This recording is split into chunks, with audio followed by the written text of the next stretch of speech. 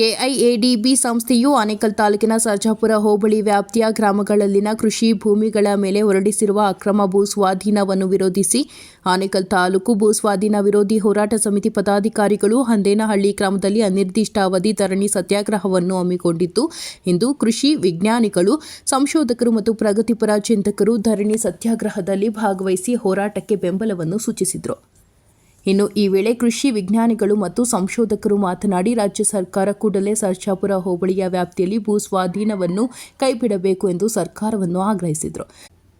ಸರ್ಜಾಪುರ ಹೋಬಳಿಯ ರೈತರು ಯಾರು ಕೂಡ ಭಯಪಡಬೇಡಿ, ನಿಮ್ಮ ಜೊತೆಗೆ ನಾವಿದ್ದೇವೆ ಎಂದು ಧೈರ್ಯ ತುಂಬಿದರು. ಇನ್ನು ವಿಶೇಷವಾಗಿ ಆನೇಕಲ್ ತಾಲೂಕು ಹಸಿರು ಮನೆ ಬೆಳೆಗಾರರ ಕ್ಷೇಮಾಭಿವೃದ್ಧಿ ಸಂಘದ ಅಧ್ಯಕ್ಷ ಕೂನು ಮಡಿವಾಳ ಸೋಮಣ್ಣ ಮತ್ತು ಸಂಘದ ಪದಾಧಿಕಾರಿಗಳು ಹೋರಾಟದಲ್ಲಿ ಭಾಗವಹಿಸುವ ಮೂಲಕ ರೈತರ ಹೋರಾಟಕ್ಕೆ ಬೆಂಬಲ ಸೂಚಿಸಿದರು. ಇನ್ನು ಸಂದರ್ಭದಲ್ಲಿ ರೈತರ ತೋಟಗಳಿಗೆ ಖುದ್ದಾಗಿ ಕೃಷಿ ವಿಜ್ಞಾನಿಗಳು ಮತ್ತು ಸಂಶೋಧಕರು ಭೇಟಿ ನೀಡಿ ರೈತರು ಬೆಳೆದ ಬೆಳೆಗಳನ್ನು ಖುದ್ದು ಪರಿಶೀಲನೆ ಮಾಡಿದ ದೃಶ್ಯ ಕಂಡುಬಂತು. ಇನ್ನು ಕಾರ್ಯಕ್ರಮದಲ್ಲಿ ಕೃಷಿ ವಿಜ್ಞಾನಿಗಳಾದ ಪ್ರಕಾಶ್ ಕಮ್ಮಾರೆಡ್ಡಿ, ನಾರಾಯಣಗೌಡ, ನಾರಾಯಣಸ್ವಾಮಿ, ಕೃಷ್ಣೇಗೌಡ, ತೇಜಸ್ವಿನಿ, ಯಶವಂತ್, ಆನೇಕಲ್ ತಾಲೂಕು ಹಸಿರು ಮನೆ ಬೆಳೆಗಾರರ ಕ್ಷೇಮಾಭಿವೃದ್ಧಿ ಸಂಘದ ಅಧ್ಯಕ್ಷ ಕೂನು ಮಡಿವಾಳ ಸೋಮಣ್ಣ, ಹೋರಾಟಗಾರರಾದ ಸಿಪಿಎಂ ಮಹದೇಶ್, ಮುತ್ತನಾಲೂರು ವಿಶ್ವನಾಥ ರೆಡ್ಡಿ, ಡಾಕ್ಟರ್ ಚಿನ್ನಪ್ಪ ಚಿಕ್ಕಹಗಡೆ, ತೋಮಸಂದ್ರ ದೇವರಾಜ್, ಮಂಜುನಾಥ್ ರೆಡ್ಡಿ, ಹಂದೇನಹಳ್ಳಿ ಚಂದ್ರಾರೆಡ್ಡಿ, ಮಧುಸೂದನ್, ನಾಗೇಶ್ ರೆಡ್ಡಿ, ಲೋಕೇಶ್, ಮನುಜ, ಪ್ರಮೋದ್, ರಮೇಶ್, ಮಂಜುನಾಥ್, ಹರೀಶ್, ಪ್ರಕಾಶ್, ಮೋಹನ್ ಮತ್ತು ಆನೇಕಲ್ ತಾಲೂಕು ಭೂಸ್ವಾಧೀನ ವಿರೋಧಿ ಹೋರಾಟ ಸಮಿತಿ ಪದಾಧಿಕಾರಿಗಳು ಮತ್ತು ರೈತರು ಭಾಗವಹಿಸಿದರು.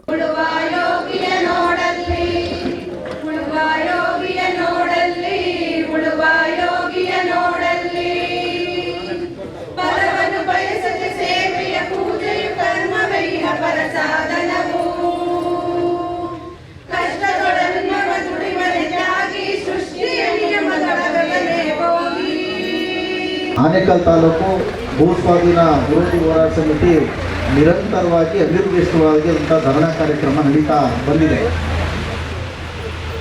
ಬಲವಂತದ ಮತ್ತು ಅನ್ಯಾಯದ ಭೂಸ್ವಾಧೀನದ ವಿರುದ್ಧ ತಾವೆಲ್ಲರೂ ಒಗ್ಗಟ್ಟಿನಿಂದ ಹೋರಾಟ ಮಾಡ್ತಾ ಇದ್ದೀರಾ. ಇತ್ತೀಚೆಗೆ ದೇವನಹಳ್ಳಿ ರೈತರು ಗಳಿಸಿದ ಒಂದು ಹೋರಾಟ 1198 ದಿನಗಳ ನಿರಂತರ ಹೋರಾಟದ ನಂತರ ಗಳಿಸಿದ ಒಂದು ಯಶಸ್ಸು ನಿಮ್ಮಲ್ಲಿ ಕೂಡ ಈ ಹೋರಾಟದಿಂದ ಜಯ ಗಳಿಸಬಹುದು ಅನ್ನುವಂಥ ಆತ್ಮವಿಶ್ವಾಸ ಮತ್ತು ಸ್ಫೂರ್ತಿಯನ್ನು ಉಂಟು ಮಾಡಿದೆ. ಈ ಸಂದರ್ಭದಲ್ಲಿ ನಮ್ಮ ಮೇಲೆ ಆಗ್ತಾ ಇರುವಂಥ ಅನ್ಯಾಯ ಮತ್ತು ನಮ್ಮ ನೋವುಗಳು ಇವುಗಳ ಬಗ್ಗೆ ಸರ್ಕಾರದಲ್ಲಿ ಗಮನಕ್ಕೆ ತರಬೇಕು, ಯಾರಾದರೂ ತರಬೇಕು.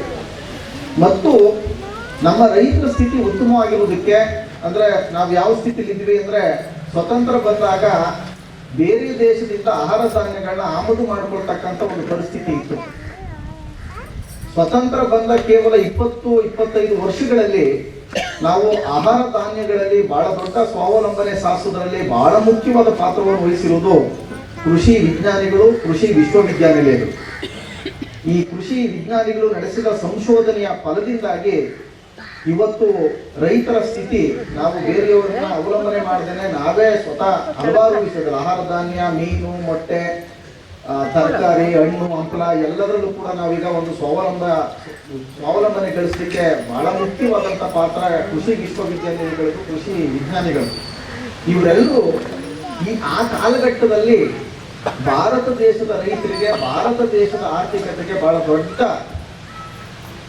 ಬೆಂಬಲ ಮತ್ತು ನೆರವು ಮಾಡಿರ್ತಕ್ಕಂಥ, ಪಾತ್ರ ವಹಿಸಿರ್ತಕ್ಕಂಥ ವಿಜ್ಞಾನಿಗಳ ತಂಡದ ಭಾಗ ಅವರೆಲ್ಲರೂ. ನಾರಾಯಣಗೌಡರಿದ್ದಾರೆ, ಪ್ರಕಾಶ್ ಕಮ್ಮರೆಡ್ಡಿ ಅವರಿದ್ದಾರೆ, ಮೇನಮ್ಮ ಅವರಿದ್ದಾರೆ, ನಾರಾಯಣ ಸ್ವಾಮಿ ಅವರಿದ್ದಾರೆ, ಕೃಷ್ಣೇಗೌಡರಿದ್ದಾರೆ. ಇವರೆಲ್ಲರೂ ಕೂಡ ಅಂತ ಒಂದು ಮಹತ್ವದ ಪಾತ್ರ ವಹಿಸಿರ್ತಕ್ಕಂಥವರು ಇವತ್ತು ನಮ್ಮ ಹೋರಾಟದ ಸ್ಥಳಕ್ಕೆ ಬಂದು ನಿಮ್ಮ ಸಮಸ್ಯೆಗಳ ಬಗ್ಗೆ ನಾವು ಹೇಳ್ತೀವಿ ಮತ್ತು ನಮ್ಮ ಕೈಲಾದಂಥ ನಿಮ್ಮ ಹೋರಾಟಕ್ಕೆ ಏನು ನೆರವಾಗಬೇಕು ಆ ರೀತಿ ನಾವು ಎಲ್ಲ ರೀತಿಯಲ್ಲೂ ಕೂಡ ನಾವು ಮಾಡ್ತೀವಿ ಎನ್ನುವಂಥ ಒಂದು ಸ್ವಯಂ ಇಚ್ಛೆಯಿಂದ, ರೈತಪರ ಕಾಳಜಿಯಿಂದ, ದೇಶದ ಬಗೆಗಿನ ಅವರ ಕಾಳಜಿಯಿಂದ ಮತ್ತು ಕೃಷಿ ಬಗೆಗಿನ ಅವರ ಕಾಳಜಿಯಿಂದ ಇವತ್ತು ಬಂದಿದ್ದಾರೆ. ಅವ್ರಿಗೆಲ್ರಿಗೂ ನಿಮ್ಮೆಲ್ಲರ ಪರವಾಗಿ ತುಂಬು ಹೃದಯದ ಸ್ವಾಗತವನ್ನು ನಾನು ಕೋರ್ತೇನೆ. ದೇವನಹಳ್ಳಿ ರೈತರ ಹೋರಾಟಕ್ಕೆ ಮಹತ್ವದ ಕೊಡುಗೆ ಕೊಟ್ಟಿರ್ತಕ್ಕಂಥ ಕೃಷಿ ವಿಜ್ಞಾನಿಗಳ ತಂಡ ಇಲ್ಲಿ ಬಂದಿರತಕ್ಕಂಥದ್ದು ನಮ್ಮೆಲ್ಲರ ಹೋರಾಟದ ಬಲವನ್ನು ಹೆಚ್ಚಿಸಿದೆ.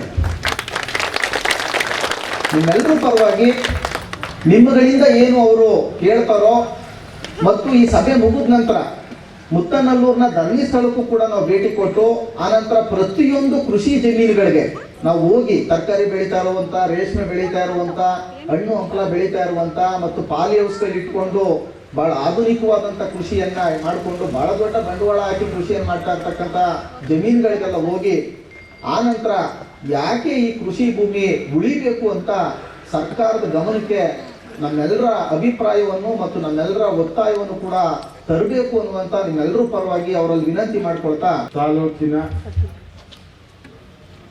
ಭೂಮಿ ನಿಮ್ಮಿಂದ ಕಿತ್ತುಕೊಳ್ಳೋದಕ್ಕೆ ಹೊರಟಿರತಕ್ಕಂತ ಸರ್ಕಾರದ ವಿರುದ್ಧ ಹೋರಾಟ ನಡೆಸುತ್ತಿರತಕ್ಕಂತ ಎಲ್ಲ ನಮ್ಮ ರೈತ ಬಂಧುಗಳೇ, ಬಹುಶಃ ಇವತ್ತು ಮಾಧ್ಯಮದವರು ಯಾರಾದ್ರೂ ಬಂದಿದ್ರೆ ನಾನು ಮಾಧ್ಯಮದವರಿಗೆ ಒಂದು ವಿನಂತಿ ಮಾಡ್ಕೊಳ್ತೀನಿ, ನೀವು ಫೋಟೋ ತೆಗೆಯೋರಿಗೂ ವಿನಂತಿ ಮಾಡ್ಕೊಳ್ತೀನಿ, ಕ್ಯಾಮ್ರಾದವರಿಗೂ ವಿನಂತಿ ಮಾಡ್ಕೊಳ್ತೀನಿ, ಆ ಕಡೆಯಿಂದ ಈ ಕಡೆ ತೆಗಿಬೇಡಿ, ಈ ಕಡೆಯಿಂದ ಈ ಕಡೆ ತೆಗಿ. ಬಹಳ ಮಹತ್ವದ ವಿಚಾರ ಬಂದು ಈ ರಾಜ್ಯಕ್ಕೆ ಗೊತ್ತಾಗುತ್ತೆ.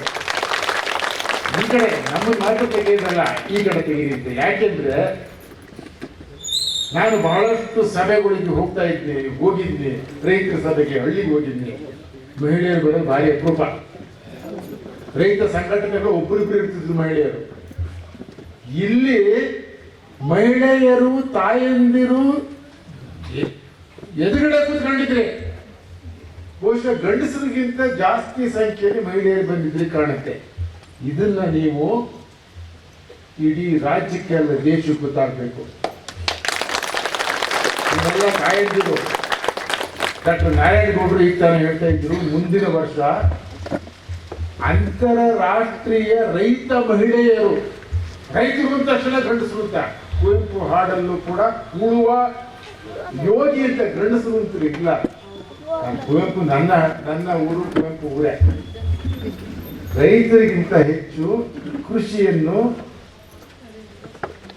ಅನ್ನ ಕೊಟ್ಟಂತೂ ನೀವು ಮಕ್ಕಳಿಗೆ ಅನ್ನ ಕೊಡ್ತಿದ್ರಿ, ಕುಟುಂಬಕ್ಕೆ ಅನ್ನ ಕೊಡ್ತಿದ್ರಿ, ಊರಿಗೆ ಅನ್ನ ಕೊಡ್ತಾ ಇದ್ರಿ ಮತ್ತು ದೇಶಕ್ಕೆ ಅನ್ನ ಕೊಡ್ತಾ ಇದ್ರಿ. ನಿಮ್ಮ ಒಂದು ವಿಶ್ವ ಮಟ್ಟದ ದಿನಾಚರಣೆ ಅಂತ ಹೇಳ್ಬಿಟ್ಟು ಡಾಕ್ಟರ್ ನಾರಾಯಣಗೌಡರು ಹೇಳ್ತಿದ್ರು. ಅವರು ಅದ್ರ ಬಗ್ಗೆ ದೊಡ್ಡ ಒಂದು ಕಾರ್ಯಕ್ರಮ ಯೋಚಿಸಿದ್ದಾರೆ. ತಾಯಂದಿರು ನೀವ್ಯಾರು ಹೊರಗೆ ಬರೋರು ಅಲ್ಲ ಅಲ್ವಾ? ಏನೋ ಗಂಡಸು ಇರೋದೆ, ನಾನು ಗಂಡಸು, ನಮ್ಮ ಮನೆಯವ್ರು ಇಲ್ಲೇ ಇದ್ದಾರೆ, ತಪ್ಪು ಮಾಡ್ತಿರ್ತೀರಿ, ನಡ್ಕೊಂಡು ಹೋಗಲಿ ಸುಮ್ಮನಿರ್ತೀರಿ ಅಲ್ವಾ? ಮಕ್ಕಳು ತಪ್ಪು ಮಾಡಿದ್ರಂತೂ ಪಾಪ ತಿದ್ಕೊಳ್ತಾರೆ. ಯಾಕೆಂದ್ರೆ ತಾಯಂದಿರು ಬೆಳೆಯೋರೆ, ತಾಯಂದಿರು ಕ್ಷಮಿಸಂತವ್ರು. ಆದ್ರೆ ಇವತ್ತು ನೀವು ಮನೆ ಕೆಲಸದೆಲ್ಲ ಬಿಟ್ಟು ಬಂದಿದ್ರಿ. ನಾನು ನೋಡಿದ್ರೆ ನಾವು ಬರೋದೇ ಲೇಟ್ ಆಯ್ತು, ನಾವು ಬರೋದ್ರಿಂದ ಮೊದಲು ಕೂತಿದ್ರಿ. ಮನೆಯಲ್ಲಿ ನಿಮಗೆ ಸಾಕಷ್ಟು ಕೆಲಸಗಳಿದ್ದಾವೆ. ಮಕ್ಕಳಿಗೆ ಊಟ ಮಾಡಿಕೊಂಡು ಮನೆಗೆ ಊಟವನ್ನು ಮಾಡಿ ಬಳಸೋದಕ್ಕೆ ಹಿಡಿದು ಹೊಲದ ಕೆಲಸ, ಮನೆಯ ಕೆಲಸ ಎಲ್ಲ ಕೆಲಸ ಬಿಟ್ಟು ನೀವು ಬಂದಿದ್ದೀರಿ. ಬಿಟ್ರೆ ಇದು ಎರಡು ಕಾರಣ, ಎರಡು ಒಂದು ವಿಚಾರ ಹೇಳುತ್ತೆ. ಮಹಿಳೆಯರು ಎದುರುಗಡೆ ಬಂದು ಕೂತ್ಕೊಂಡಿದ್ದು ಬಿಟ್ರೆ ನೀವು ಏನು ಹೋರಾಟಕ್ಕೆ ಅಂತೇಳಿ ಹೊರಟಿದ್ರಲ್ಲ, ಆ ಹೋರಾಟಕ್ಕೆ 100ಕ್ಕೆ 100 ಗೆಲುವಾಗೇ ಆಗುತ್ತೆ. ಅದು ಮುಖ್ಯ ಅಲ್ಲ. ಒಬ್ಬ ಗಂಡಸ ನಾನು ಹೇಳ್ತೀನಿ, ತಾಯಂದಿರನ್ನು ಹೋರಾಟಕ್ಕೆ ಇಳಿಸಿದೆಲ್ಲ ಈ ಸಮಾಜ, ಈ ಸರ್ಕಾರ, ಈ ವ್ಯವಸ್ಥೆ ನಾಚಿಕೆ ಹೊಡಬೇಕು ಅಲ್ವಾ? ನಿಮ್ಮನ್ನು ಹೊರಗಡೆ ಬಂದಿದೆಯಲ್ಲ, ಅದು ನನ್ನ ಮುಖ್ಯ ವಿಚಾರ. ನಾನು ಸರ್ಕಾರದಲ್ಲಿದ್ದೆ, ನಾನು ಸರ್ಕಾರದಿಂದ ಕೆಲಸ ಮಾಡೋದನ್ನು ಹೇಳ್ತಿರೋಂಥದ್ದು, ನಾವು ತಲೆ ತಗ್ಗಿಸಬೇಕಾದಂತ ವಿಚಾರವನ್ನು ಹೇಳ್ತೀರಿ ನೀವು. ಅಂತ ಮುಟ್ಟಾಳ ಕೆಲಸವನ್ನು ಈ ಸರ್ಕಾರ, ಈ ಸಮಾಜ ಮಾಡಕ್ ಹೊರಟಿದೆ ಅನ್ನೋದು ಬಹಳ ಮುಖ್ಯ ವಿಚಾರ. ಇದು ಎರಡನೇ ವಿಚಾರ ಹೋಗ್ಬೇಕಿಲ್ಲಿ. ನೀವು ಹೆಚ್ಚು ಸಂಖ್ಯೆಯಲ್ಲಿ ಬಂದಿದ್ರಿ, ನೀವು ಬರೋಕ್ಕೆ ಕಾರಣ ಏನು ಅನ್ನುವಂಥದ್ದು ಸಣ್ಣ ಪುಟ್ಟ ವಿಚಾರ ಇದು ಬರ್ತಾ ಇದ್ದಿಲ್ಲ ಅಲ್ವಾ? ನಾನು ಸುಮಾರು ನಿಮ್ದೊಂದು ಗುಂಪು ಮಾಡಿದ್ದಾರೆ. ಚಂದ್ರವರೆಡ್ಡಿ ಯಾರು ಮಾಡಿರೋದು? ಮಧು ಎಲ್ಲಿದೆ ಬರೀದಾರ? ಎಲ್ಲಿದ್ರಿ ಮಧು? ಮಕ್ಕ ತೋರಿಸಿದ್ದಾರೆ. ಅವರು ಒಂದು ವಾಟ್ಸಪ್ ಗುಂಪು ಮಾಡಿದರೆ ನಿಮ್ದೆಲ್ಲ ವಿಚಾರ ಬರ್ತದೆ. ನಿನ್ನೆ 10-15 ಜನ ಮಕ್ಕಳು ಅಲ್ಲಿ ಮಲಗಿದ್ರಿ ರಾತ್ರಿ. ಮಹಿಳೆಯರ ಬಗ್ಗೆ ಎಲ್ಲ ಗೊತ್ತಿಲ್ಲ, ಮಲಗಿದ್ರಿ ಅಲ್ವಾ? ನೀವು ಹೋರಾಟ ಮಾಡ್ತಿದ್ರಿ ಅನ್ನುವಂಥದ್ದು ಇದು ಬಹಳ ಮುಖ್ಯವಾದ ವಿಚಾರ. ಏನ್ ಮಾಡೋದು ತಾಯಂದ್ರೆ, ಗಂಡಸರಿಗೆ ಕೆಲವು ಟೈಮ್ ತಲೆ ತಿರುಗುತ್ತೆ. ಇಲ್ಲ ಹೆಂಡ ದಂಡ ಇರ್ಬೇಕು ಕಾಣುತ್ತಲ್ವಾ? ಇಲ್ಲ, ಅದು ಕುಡಿದ್ರೆ ಇನ್ನೂ ಜಾಸ್ತಿ ಆಗುತ್ತೆ. ಆದ್ರೆ ಬೆಳಗಾಂತೇಳಿ ಇಳಿತೆ ಅದು ಅಲ್ವಾ? ಆದ್ರೆ ಇದು ಏನು ಇಳಿತೆ ಇಲ್ಲ. ಈ ಅಧಿಕಾರ ಹಿಡಿದಂತ ವ್ಯವಸ್ಥೆಗೆ ಹಣದ ಒಂದು ಮದ ಅಂತೀವಲ್ಲ, ಹೆಂಡ ಹಾಕಿದ್ರೆ ಹೇಗೆ ಮದ ಇರುತ್ತೋ, ಹಣ ಮತ್ತು ಅಧಿಕಾರದ ಮದ ಯಾಕೋ ಇಳಿತಾನೆ ಇರಲ್ಲ. ನೀವು ನಾವು ಆರಿಸಿದಂತವರೇ ಬೇರೆ ಯಾರು ಅಲ್ಲ. ನೀವು ನಾವು ಓಟ್ ಹಾಕಿ ಕಳಿಸೋದ್ರಿಗೆ ಅಧಿಕಾರ ಮತ್ತು ಹಣದ ಮದ ಅಂತ ಬಂದಿದೆಯಲ್ಲ, ಬಹುಶಃ ನೀವು ಹೇಳದೇ ಇರ್ಬೋದು ಅದನ್ನ ಇಳಿಸಕ್ಕೆ ಅಂತೇಳಿ ಹೊರಟಿದ್ದೀವಿ. ಸಣ್ಣ ಪುಟ್ಟದಲ್ಲ ಇದೀಗ. ನಾವು ನಿಮಗೆ ಬೆಂಬಲ ಕೊಡಕ್ಕೆ ಅಂತ ಬಂದಿದ್ದಲ್ಲ. ಹೌದು, ಬೆಂಬಲ ಸಣ್ಣ ವಿಚಾರ. ನಾವು ಬಂದಿರೋದು ಎರಡು ವಿಚಾರ ಕೊಟ್ಟ ಡಾಕ್ಟರ್ ನಾರಾಯಣಗೌಡರು ಎಲ್ಲ ಹೋಗ್ತಾರೆ. ಬೆಂಗಳೂರಿಗೆ ಪ್ರತಿನಿತ್ಯ ಸಮೃದ್ಧ ಹಾಲು ಬರ್ತಾ ಇದೆ. ಸಮೃದ್ಧ ಹಣ್ಣು ತರಕಾರಿ, ಹಣ್ಣು ಹಾಲು ತರಕಾರಿ ಬರುವಂತದ್ದು ಈ 5-6 ಜಿಲ್ಲೆಗಳಲ್ಲಿ. ಅದರಲ್ಲೂ ಕೂಡ ಇದು ಅವಿಭಾಜ್ಯ ಕೋಲಾರ ಜಿಲ್ಲೆಯಲ್ಲಿ ಬಹಳಷ್ಟು ಪ್ರಮಾಣದ ಹಣ್ಣು ಹಾಲು ನೀವು ಕೊಡ್ತಿರ್ತಕ್ಕಂಥ ಹಣ್ಣು ಹಾಲು ಒಂದು 5-6 ಜಿಲ್ಲೆಯಲ್ಲಿ ಬೆಂಗಳೂರಿಗೆ ಬರ್ತಕ್ಕಂಥ 60 ಹೆಚ್ಚುವರು ಕುಡಿಯುವಂಥದ್ದು ಹಾಲು. ನೀವು ಈ ಕಡೆ ಬರ್ತಕ್ಕಂಥದ್ದು ಹಾಲುಗಳು, ಇಲ್ಲಿ ಬರ್ತಕ್ಕಂಥ ತರಕಾರಿ, ಇಲ್ಲಿ ಆ ಹಣ್ಣು ಹಾಲು ತಿಳ್ಕೊಂಡು ನಾವು ನಿಮ್ಮ ಭೂಮಿ ಕಿತ್ತೋಗ್ಬೇಕಾದ್ರೆ ನಾವೇನಾದ್ರೂ ಸುಮ್ಮನೆ ಕೂತ್ಕೊಂಡ್ರೆ ನಮ್ಮನ್ನು ಯಾರು ಒಪ್ಪೋದಿಲ್ಲ. ನಿಮ್ಮ ದುಡ್ಡು ನಾವು ಮುಟ್ಟಾಡ್ ಕೆಲಸ ಆಗ್ತಾರೆ. ನೀವು ನಮಗೆ ಹಣ್ಣು ಕೊಡ್ತೀವಿ, ಹಾಲು ಕೊಡ್ತೀವಿ, ತರಕಾರಿ ಕೊಡ್ತೀವಿ, ಭೂಮಿಯನ್ನು ಕಿತ್ಕೊಳ್ಬೇಡಿ ಅಂತ ಹೇಳಬೇಕಾದ್ರೆ ನಾವು ಬರದೇ ಇದ್ರೆ ನಾವು ಮನುಷ್ಯರೇ ಅಲ್ಲ. ಹೌದಾನೆ? ನಾವು ಮನುಷ್ಯರಾಗಿದ್ರೆ ನಮಗೆ ಕೊಡ್ತಕ್ಕಂಥ ಹಾಲು, ನಮಗೆ ಕೊಡ್ತಕ್ಕಂಥ ಹಣ್ಣು, ನಮಗೆ ಕೊಡ್ತಕ್ಕಂಥ ತರಕಾರಿನ ಬೆಳೆದು ನೀವು ಕೊಡ್ತೀವಿ, ಭೂಮಿಯನ್ನು ನಾವು ಕೊಡೋದಿಲ್ಲ. ಕಿತ್ಕೊಳ್ಬೇಡಿ ಭೂಮಿ ಅಂತ ಹೊರಗಡೆ ಬಂದಾಗ ನಾವು ಬೆಂಗಳೂರಿಂದ ಪ್ರತಿಯೊಬ್ಬರು ಬರಬೇಕು. ಸ್ವಲ್ಪನಾದ್ರೂ ಆತ್ಮನಲ್ಲಿ ವಿವೇಚನೆ, ಬುದ್ಧಿ, ಪಾಠಶಾಲೆಯಲ್ಲಿ ಬುದ್ಧಿ ಅಂದ್ರೆ ಸಗಣಿ ತುಂಬಿಕೊಂಡಿರ್ತಾರೆ. ನಿಜವಾದ ಸ್ವಲ್ಪ ಬುದ್ಧಿ ಇದ್ದಿದೆ ಆದ್ರೆ ಪ್ರತಿಯೊಬ್ಬರು ಬರಬೇಕು. ನಿಮಗೆ ಕೊಡ್ತಕ್ಕಂಥ ಬೆಂಬಲಕ್ಕಲ್ಲ. ನಾಳೆ ನಮ್ಮ ಕತೆ ಏನಾಗ್ಬೋದು ಅಂತ ನಮಗೆ ಭಯ ಆಗ್ತಾ ಇದೆ. ನೋಡಿ, ಕೋವಿಡ್ ಆಯ್ತಲ್ಲ, ಮನೆಗೆ ಹಣ್ಣು ಬರ್ತಿತ್ತು, ಹಾಲು ಬರ್ತಿತ್ತು, ತರಕಾರಿ ಬರ್ತಿತ್ತು ಅಲ್ಲ, ಎಲ್ಲ ನಿಂತು ಹೋಗ್ಬಿಟ್ಟಿತ್ತು. ಅವಾಗ ಫ್ಯಾಕ್ಟ್ರಿ ನಿಂತು ಹೋಗಿತ್ತಂತೆ, ಯಾವುದೇ ಒಂದು ಅಂಗಡಿ ಭಾಗ ತೆಗಿತಾರೆ, ಎಲ್ಲ ಮುಚ್ಕೊಂಡು ಬಿಟ್ಟಿದ್ರು. ಬ್ಯಾಂಕ್ ಇಲ್ಲ, ಏನಿಲ್ಲ. ಆದ್ರೆ ರೈತನ ಮುಚ್ಕೊಂಡಿದ್ರೆ ರೈತನು ಕೂಡ ನಾನು ಮನೆಯಲ್ಲೇ ಕೂತ್ಕೊಂಡು ಈಗೆಲ್ಲ ದೊಡ್ಡ IT ಕಂಪನಿಗಳೆಲ್ಲ ಮನೆಯಲ್ಲೇ ಕೂತ್ಕೊಂಡು ಕಂಪ್ಯೂಟರ್ ಟಕ ಮಾಡ್ಬಿಟ್ಟು ಕಳಿಸಿ ಪಗಾರ ತಗೊಳ್ತಾರಲ್ಲ. ನೀವು ಕೂಡ ಬೇಡ, ನಾವು ಮನೆಯಲ್ಲೇ ಕೂತ್ಕೊಂಡು ಹುಟ್ಟಿ ಬಿತ್ತಿದ್ ಬಿಟ್ರೆ ನಾವು ಬೊಂಬಡ ಹೊಡ್ಕೊಳ್ಬೇಕಾಗಿತ್ತು ಅಲ್ವಾ? ಅದು ನಮಗೆ ಚೆನ್ನಾಗಿ ಆಗ್ತಿದ್ವಿ. ಬೆಂಗಳೂರಿನಲ್ಲಿ ಯಾರಾದ್ರೂ ಅರ್ಥ ಮಾಡ್ಕೊಂಡ್ರೆ, ಪಟ್ಟಣದಿರ್ತಕ್ಕಂಥ ಯಾರಾದ್ರೂ ಅರ್ಥ ಮಾಡ್ಕೊಂಡ್ರೆ ಎಲ್ಲ ನಿಮ್ಮ ಹತ್ರ ಬರ್ತಾರೆ, ನಿಮ್ ಜೊತೆ ಸೇರ್ತಾರೆ.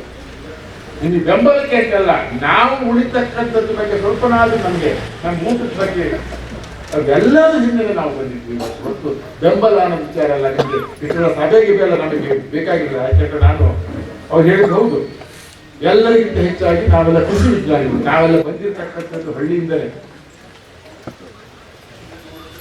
ನಮಗೆ ಅದೃಷ್ಟವಶಾತ್ ಹಳ್ಳಿಯಿಂದ ಬಂದ್ರು ಕೂಡ ನಾನು ಬಂದಿರ್ತಕ್ಕಂಥ ಉಳುವ ಯೋಗಿಯ ನೋಡಲಿ ಅಂತ ಕುವೆಂಪು ಹೇಳಿದ್ರಲ್ಲ, ಕುವೆಂಪು ತಾಲೂಕು, ಕುವೆಂಪು ಊರು ಕುಪ್ಪಳ್ಳಿ, ಪಕ್ಕದೂರೇ ನಮ್ದು ತೆಳಲೆ ಅಂತೇಳಿ ಪಕ್ಕದೂರಲ್ಲಿ ಇದ್ದಂಥವ್ರು, ಹಳ್ಳಿಯಿಂದ ಬಂದಂಥವ್ರು. ಡಾಕ್ಟರ್ ನಾರಾಯಣಗೌಡರವರು ಕೂಡ ಹಳ್ಳಿಯಿಂದ ಎಲ್ಲ ಅಲ್ಲಿಂದ ಬಂದಂಥವ್ರೆ ಅಲ್ಲ. ನನಗೆ ಗೊತ್ತು ಆ ನೋವು, ಆ ಹಳ್ಳಿಯ ಒಂದು ಭೂಮಿ ಬಿಟ್ಕೊಂಡಿರೋದು, ಮನೆ ಬಿಟ್ಟಿರೋಂಥದ್ದು. ಈಗ ನಮ್ಮ ಮನೆಯವರಿಗೆ ರಿಟೈರ್ ಆದ್ರೂ ಕೂಡ ಮನೆ ಮೇಲ್ಗಡೆನೆ ಕೂಡ ಕೃಷಿ ಮಾಡ್ತಿದ್ದಾರೆ. ರಿಟೈರ್ ಆದ್ರೂ ಕೂಡ ಅವರು ಮನೆಗೆ ಬರೋದು, ಅಡುಗೆ, ಬಾಕಿ ವಿಚಾರ ಬಹಳ ಕಡಿಮೆ, ಕೃಷಿನೇ ಮಾಡ್ತಿದ್ದಾರೆ.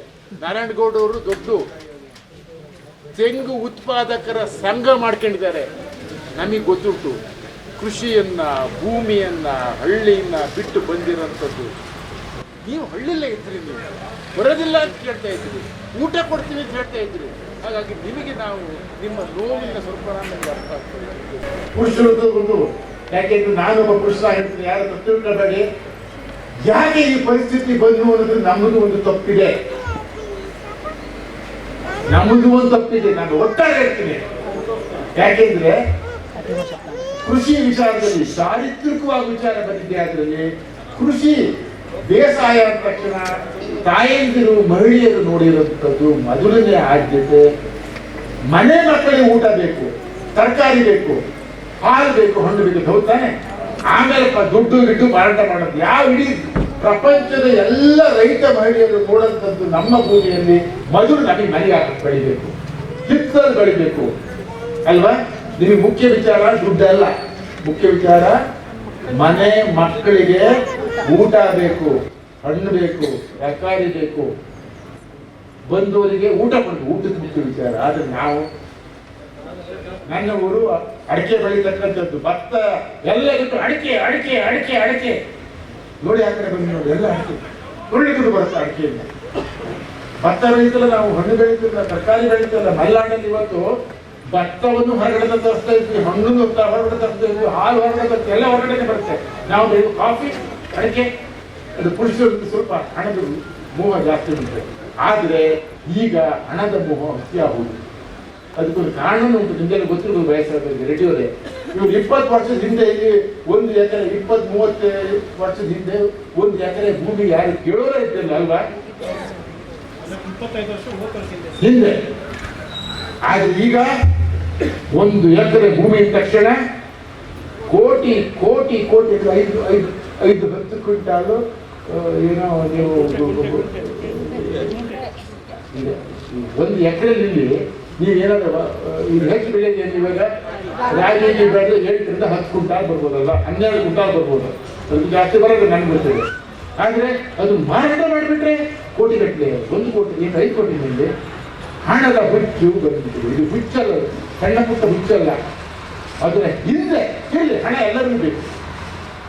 ದುಡ್ಡು ಯಾರಿಗೂ ಬೇಡ ಆಗ್ತದಿಲ್ಲ, ಗಂಡಸಿಗೂ ಬೇಕು, ನಿಮಗೂ ಬೇಕಾಗ್ತದೆ. ಆದರೆ ಹಣದ ಹುಚ್ಚು ಅತಿ ಆಗ್ಬಿಟ್ಟು, ಹುಚ್ಚು ಅಂತಾರೆ, ಹುಚ್ಚುನಾಯಿ ಹುಚ್ಚು ಹಿಡಿದಿದೆ. ಅದರಲ್ಲಿ ಅದು ಸರ್ಕಾರಕ್ಕೆ, ನಮ್ಮನ್ನ ಆಡಳಿತ ನಡೆಸೋರು ಎಲ್ಲರಿಗೂ ಹುಚ್ಚು ಹಿಡಿತಾರೆ. ವಿಧಾನಸಭೆ ಕೂತಿರಲ್ಲ, ಹಣದ ಹುಚ್ಚು ಹಿಡಿದು ಕಣ್ಣೇ ಕಾಣ್ತದೆ ಆಗ್ಬಿಟ್ಟು. ಅವ್ರಿಗೂ ಊಟ ಮಾಡಬೇಕು, ಅವ್ರಿಗೂ ಅದು ಜಾಸ್ತಿ ಆಗಿದ್ದು, ಭೂಮಿಗೆಲ್ಲ ಜಾಸ್ತಿ ಆಗ್ತದೆ.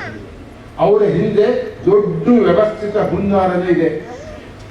ನಿಮ್ಮಿಂದ ಯಾಕೆ ನೀವು 8 ಕ್ವಿಂಟಾಲು 10 ಕ್ವಿಂಟಾಲು ರಾಗಿನೋ ಜೋಳನೋ ಬೆಳಿತೀರಿ, ಕೋಟ್ಯಾಂತರ ದುಡ್ಡು ಕೊಟ್ಟರು ನಮಗೆ ಕೊಟ್ಬಿಡಿ, ನಾವು ಇನ್ನೂ ಕೋಟ್ಯಾಂತರ ದುಡ್ಡು ಮಾಡ್ತೀವಿ. ದೊಡ್ಡ ದೊಡ್ಡ ಬಿಲ್ಡಿಂಗ್ ಎಲ್ಲ ಕಾಣ್ತೀವಿ ನೋಡಿ, ದೊಡ್ಡ ದೊಡ್ಡ ಬಿಲ್ಡಿಂಗ್ ಕಟ್ಟೋದಂತೆ, ಅಪಾರ್ಟ್ಮೆಂಟ್ ಕಟ್ಟೋದಂತೆ, ಅದು ಕಟ್ಟೋದಂತೆ, ದೊಡ್ಡ ಹುನ್ನಾರಗಳು ನಡೀತಾ ಇದ್ದೀವಿ.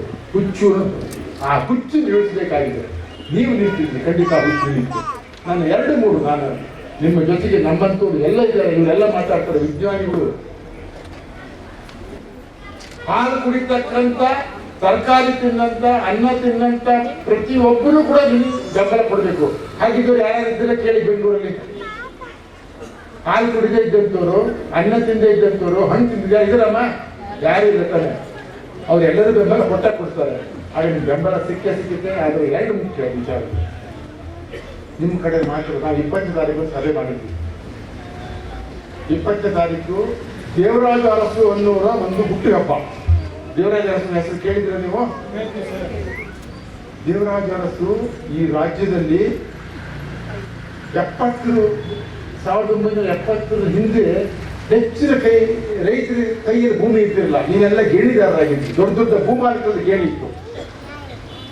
ಉಳುವವನಿಗೆ ಒಡೆತನ ಸಿಕ್ಕಿರಲಿಲ್ಲ. ದೇವರಾಜ ಅರಸು ಬಂದಂಥವ್ರು ಯಾರು ಉಳುಮೆ ಮಾಡ್ತೀರಿ ಅವರೇ ಭೂಮಿಯ ಒಡೆದಾರರು, ಹೋಗ್ತಾನೆ. ಯಾರೋ ಒಬ್ಬ ಸಾಹುಕಾರ 1000 ಎಕರೆ ಭೂಮಿ ಇಟ್ಕೊಂಡು ನಿಮಗೆ ಕೊಟ್ಟು ಗೇಣಿ ಮಾಡೋದು ಒಡೆಯಲಿಲ್ಲ ಅಂತ ಒಡೆತನವನ್ನು ಕೊಟ್ಟಿರ್ತಕ್ಕಂಥದ್ದು. ಅದು ದೇವರಾಜ ಅರಸಿಂದ ಈ ರಾಜ್ಯದಲ್ಲಿ ರೈತರಿಗೆ ಭೂಮಿ ಸಿಕ್ತು, ಸ್ವಂತ ಭೂಮಿ ಸಿಕ್ತು. ನಿಮ್ಮ ಹೆಸರು ಖಾತೆ ಆಯಿತು. ಆಮೇಲೆ ನೀವು ಹೇಳಿದ ನಮ್ಮೆಲ್ಲ ತಂತ್ರಜ್ಞಾನವನ್ನು ನೀವು ಬಳಸಿದ್ರಿ. ಇವರೆಲ್ಲ ತಂತ್ರಜ್ಞಾನ ಕೊಟ್ಟರು, ವಿಜ್ಞಾನಗಳ ತಂತ್ರಜ್ಞಾನ ಕೊಟ್ಟರು, ಒಳ್ಳೊಳ್ಳೆ ಬೆಳೆಗೆ ಆಯಿತು, ನೀರಾವರಿ ಬಂದಿದೆ. ಅವತ್ತಿನ ದಿನ ನಾವು ಚರ್ಚೆ ಮಾಡಿದ್ದೇನು ಗೊತ್ತಾ? ಭೂಮಿಯನ್ನು ರೈತರಿಗೆ ಕೊಟ್ಟಂತ ದೇವರಾಜ ಅರಸರ ಜನ್ಮದಿನದ ದಿನ ರೈತರಿಂದ ಭೂಮಿಯನ್ನು ಸ್ವಾಧೀನ ಅಂದ್ರೆ ಕಿತ್ತುಕೊಳ್ಳೋ ವಿಚಾರ ಚರ್ಚೆ ಮಾಡಿದ್ವಿ. ಇವತ್ತಿನ ಮೇಲೆ ಯಾವ್ದು ಹೋರಾಟ ಮಾಡ್ತಿದ್ವಿ? ಭೂ ಸ್ವಾಧೀನ. ಅದು ಬಹಳ ಯಾವ ಶಬ್ದ ಇಟ್ಟು ಗೊತ್ತಿಲ್ಲ.